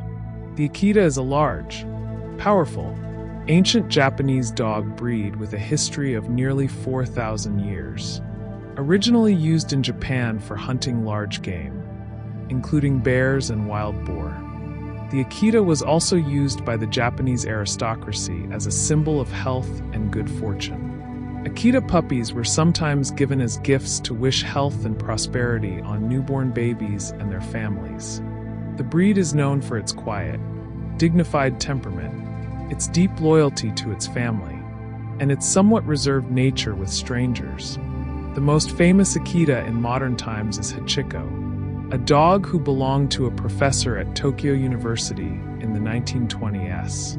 Every day, Hachiko walked to Shibuya train station to meet his owner returning from work. When the professor died suddenly in 1925, Hachiko continued returning to the station every day for almost 10 more years, waiting faithfully until his own death in 1935. A bronze statue of Hachiko stands outside Shibuya Station to this day, a quiet monument to fidelity. There is no need to rush. We can stay here a little longer, in this quiet corner of history. In ancient Mesoamerica, the Zolote squintly, often called the Mexican hairless dog or simply the Zolo, held a sacred role in Aztec culture. This ancient, hairless breed was believed to be the earthly guide of the souls of the dead, accompanying them on their journey through the underworld. The god Zolo, guardian of the dead and twin of the feathered serpent Quetzalcoatl, was depicted with the head of a dog. Zolos were sometimes sacrificed and buried with their owners to serve as guides in the afterlife. And they were also kept as living pets, and believed to possess healing powers. Their warm, hairless skin was thought to provide relief from arthritis and other ailments when the dog slept against the afflicted person. Zolote squintless are one of the oldest and rarest dog breeds in the world, and they are still kept in Mexico today, a living continuity from the ancient Aztec world. The Chow Chow is one of the oldest dog breeds in the world, originating in China and Tibet, with depictions of chow-like dogs appearing in Chinese artifacts going back perhaps 2,000 to 3,000 years. The Chow Chow is one of the few dog breeds with a black or blue-purple tongue, a trait that appears early in life and deepens with age. The exact reason for this unusual tongue color is not fully understood, though it is caused by pigmentation from melanin, the same pigment that produces dark skin and hair. Chow Chows were historically kept as hunting and herding dogs, and also as guard dogs. They were also, historically, kept for their meat and their dense fur, facts that sit uncomfortably alongside their current status as companion animals. The Chow Chow has a famously aloof and independent temperament, often described as cat-like, and is deeply loyal to its own family while reserved with strangers. The village dog, sometimes called the pariah dog, the street dog, or the free-ranging dog, is arguably the most successful dog form in the world in terms of sheer numbers. These dogs, which live without human ownership but in close association with human settlements, make up an estimated 75 to 80% of all dogs in the world. They are found across Asia, Africa, Latin America, and the Middle East. They are typically medium-sized, with a moderate build, a short to medium coat, and a coloring that runs toward tawny or brown. Scientists have found that village dogs around the world are genetically more diverse than purebred dogs, and that they cluster genetically by geographic origin rather than by appearance. Some researchers argue that the village dog represents the default form of domestic dog, what dogs tend to look like when humans are not actively selecting for specific traits, and that the great variety of purebred dogs is a relatively superficial and recent layer on top of this ancient, genetically diverse foundation. The dingo of Australia is a fascinating example of what happens when a domestic dog population becomes isolated from humans and reverts to a more wild way of life. Dingoes are thought to be descended from domestic dogs brought to Australia by Southeast Asian seafarers approximately 3,500 years ago. Over the centuries that followed, their descendants became semi-wild or fully wild, living independently of human settlements across the Australian continent. Dingoes are now classified as a distinct taxonomic entity, somewhere between wild canid and domestic dog, and they play an important ecological role as apex predators in many Australian ecosystems. They typically bark less than domestic dogs, and they are more seasonal in their breeding. Genetically, they are clearly descended from domestic dogs, but have diverged significantly in their behavior and ecology. They are, in a sense, dogs in the process of undomesticating. Dogs in different cultures are viewed very differently in terms of their appropriate relationship to humans.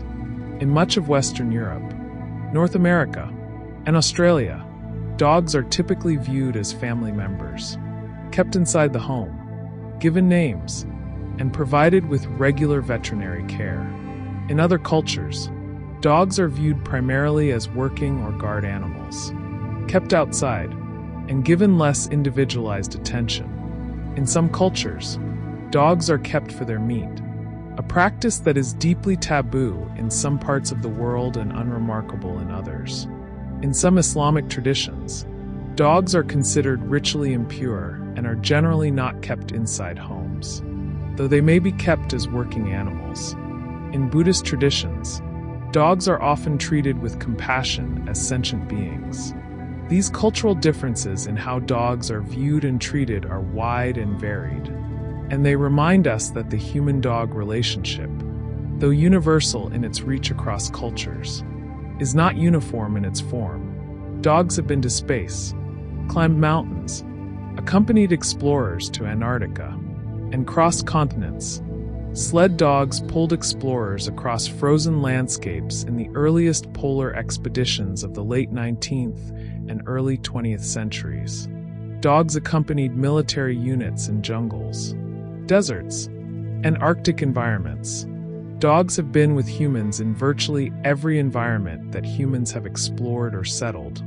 This extraordinary versatility reflects something deep in the domesticated dog's nature: a willingness and an ability to follow humans wherever they go, to adapt to whatever conditions exist, to maintain social bonds under the most difficult circumstances.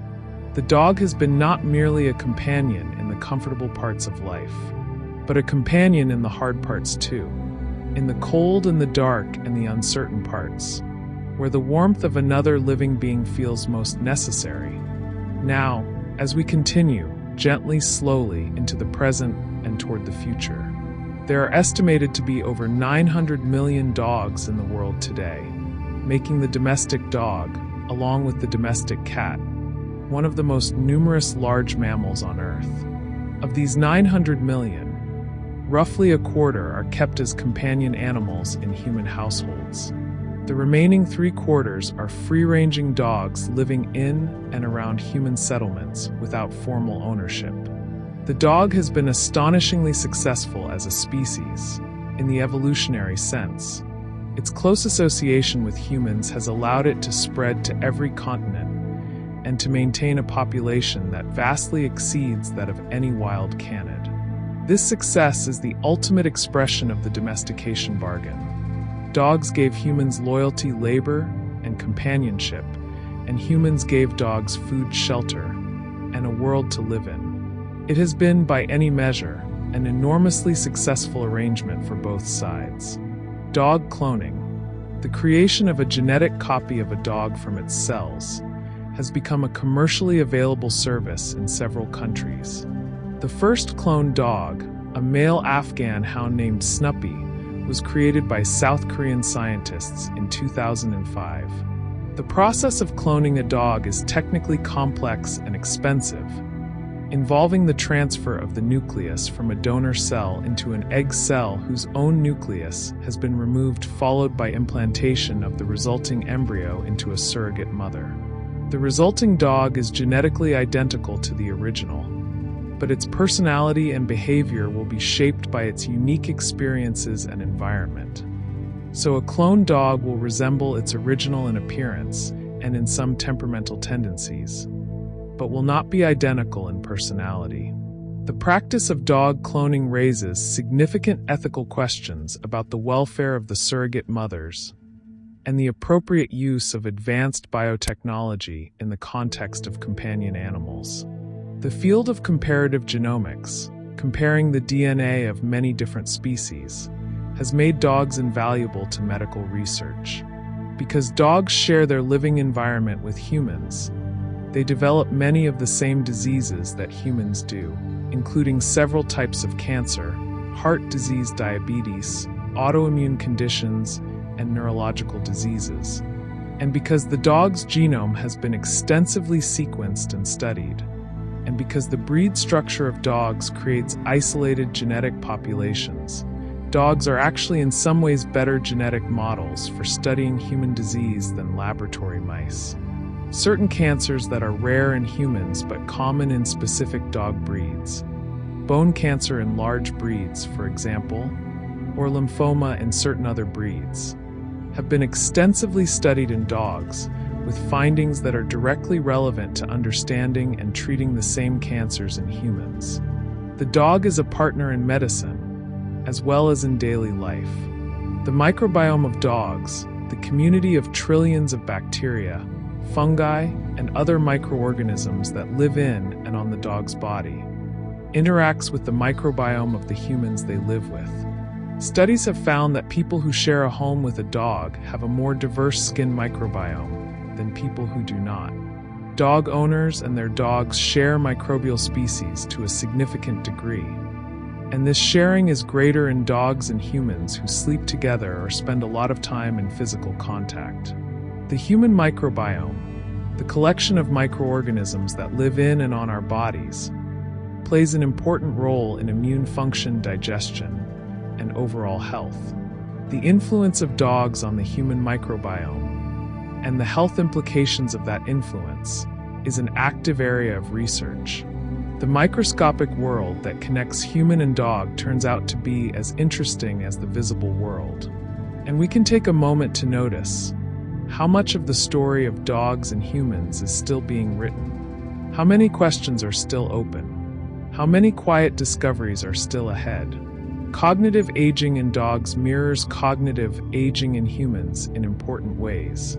Older dogs can develop a condition called canine cognitive dysfunction syndrome, a syndrome very similar to Alzheimer's disease in humans, characterized by confusion, disorientation, disrupted sleep-wake cycles, reduced activity, changed social behavior, and house training accidents. The brains of dogs with this condition show changes similar to those seen in Alzheimer's patients: accumulation of amyloid plaques, oxidative damage, and changes in neurotransmitter systems. Because of these similarities, dogs with cognitive dysfunction syndrome are increasingly being used as natural models for studying Alzheimer's disease, with the goal of developing treatments that work in both species. The shared fate of aging brains, the way that time moves through minds canine and human alike, is one of the quieter points of connection between our two species. Shelter dogs, dogs living in rescue organizations, pounds, and animal shelters around the world, number in the millions. In the United States alone, an estimated 3 million dogs enter animal shelters each year. Many of these dogs are strays, abandoned pets, or the offspring of unplanned litters. The circumstances that bring dogs to shelters are varied: owner illness or death, housing situations that do not permit dogs, behavioral problems, financial hardship, or simply the tragedy of animals without homes. Animal shelters and rescue organizations do remarkable work rehoming these animals, and adoption from shelters has become increasingly common and socially accepted. Studies have found that shelter dogs can make excellent companion animals, and that many behavioral issues seen in shelter dogs improve dramatically once the dog is in a stable, caring home. Behind every shelter dog is a story, incomplete, sometimes sad, but often with a good ending. The science of animal-assisted therapy, using trained animals, including dogs, in therapeutic settings, has grown enormously in recent decades. Dogs are now used in programs for people with post-traumatic stress disorder, autism spectrum disorder, anxiety, depression, and a range of other conditions.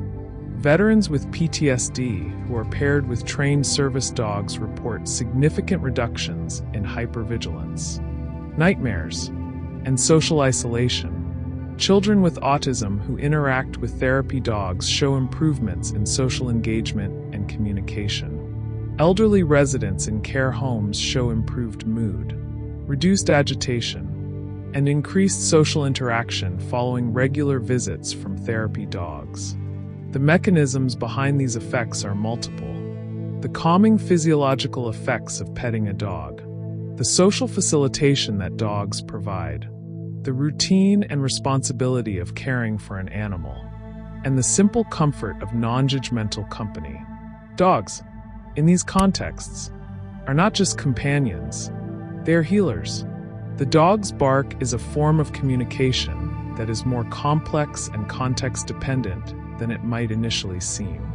Research into dog vocalizations has found that different barks carry different information. Barks produced in the context of a stranger approaching the home are different in acoustic properties from play barks, or barks produced when a dog is alone and anxious, or barks in response to another dog. Humans are quite good at recognizing the emotional context of dog barks. In studies, people listening to recordings of dog barks in different situations correctly identified the context significantly above chance. Interestingly, wolves bark much less than domestic dogs. Barking seems to have been amplified by domestication, possibly because it is a useful signal to humans. The bark of a dog is, in a sense, a sound shaped by 10,000 years of communication between species. A sound that evolved, in part, to be understood by us. The bond between a dog and a child is one of the most studied and celebrated forms of the human-dog relationship. Children in households with dogs tend to be more physically active, have higher empathy scores, and show greater social development in some studies. The presence of a dog in a family can provide a child with a sense of stable, unconditional companionship, a relationship in which the child is always accepted, always welcomed, always forgiven. Dogs are extraordinarily patient with children in most cases, tolerating handling, noise, and unpredictability with a calm and gentleness that is one of the most appealing traits of the domesticated dog. For a child growing up, a dog can be a confidant, a playmate, a source of comfort in difficult times, and a first experience of a loving relationship that does not depend on words. Many adults, reflecting on their childhoods, will say that the family dog was among the most important relationships of their early lives. The story of dogs and humans is, in the end, a love story, not a dramatic or romantic kind of love, but the quieter, deeper kind, the kind built from shared meals and shared sleeping spaces and thousands of years of walking together through the world. It is a story written in DNA, and in fossilized bones, and in ancient rock paintings, and in the warm, steady presence of an animal who is chosen, over and over again across an unimaginable span of time, to stay close to us. Every dog alive today carries within it something of that ancient choice, something of the wolf that first walked toward the firelight rather than away from it, that first accepted a scrap of food from a human hand, that first curled up close enough to be touched. It is one of the most peaceful and enduring stories in the history of life on Earth, and we are living inside it, right now, tonight. Slowly, gently, we begin to wind down. And so here we are. We have traveled a long way tonight. We have moved from the ancient world, from wolves walking cautiously toward the glow of early campfires, all the way to the present, to this quiet moment, wherever you are, with the world still and the night soft around you. Along the way we learned so many things, gently, slowly, about the ancient wolves that became our companions, about the way selection and time can shape an animal, about the extraordinary things a dog's nose can do, about the dogs who pulled sleds across frozen landscapes, who found people buried under avalanches, who returned to train stations for 10 years, waiting. We can take a moment to notice all of that quietly. How much history there is, how much connection, how much has been shared across so many generations between our two species. And slowly, gently, you don't need to hold on to any of it. You can let it all drift, like water moving through a quiet field, slow and smooth and without any effort at all. The story of dogs and humans is still going. It will go on after tonight and after every night. The dogs are still out there, sleeping in warm houses, dreaming their small dreams, curled up at the feet of the people who love them. And we can take a moment to notice how comfortable that is, how safe and settled and still everything feels. There is no need to hold on to anything now. Just let everything go quiet, one thought at a time, one breath at a time, If you have a dog somewhere near you tonight, perhaps you can hear them breathing. That slow, steady sound of a sleeping animal, content and warm and entirely at peace. Slowly, gently, there is nothing left to do tonight but rest. The ancient connection between dogs and people has kept us company through the whole of human history. It will still be there in the morning. It will always be there. For now, just sleep. Good night. And if this video brought you a little peace tonight, a gentle like or subscribe is always quietly appreciated. But there is no rush. That can wait until morning. For now, rest well. Slowly, gently, good night.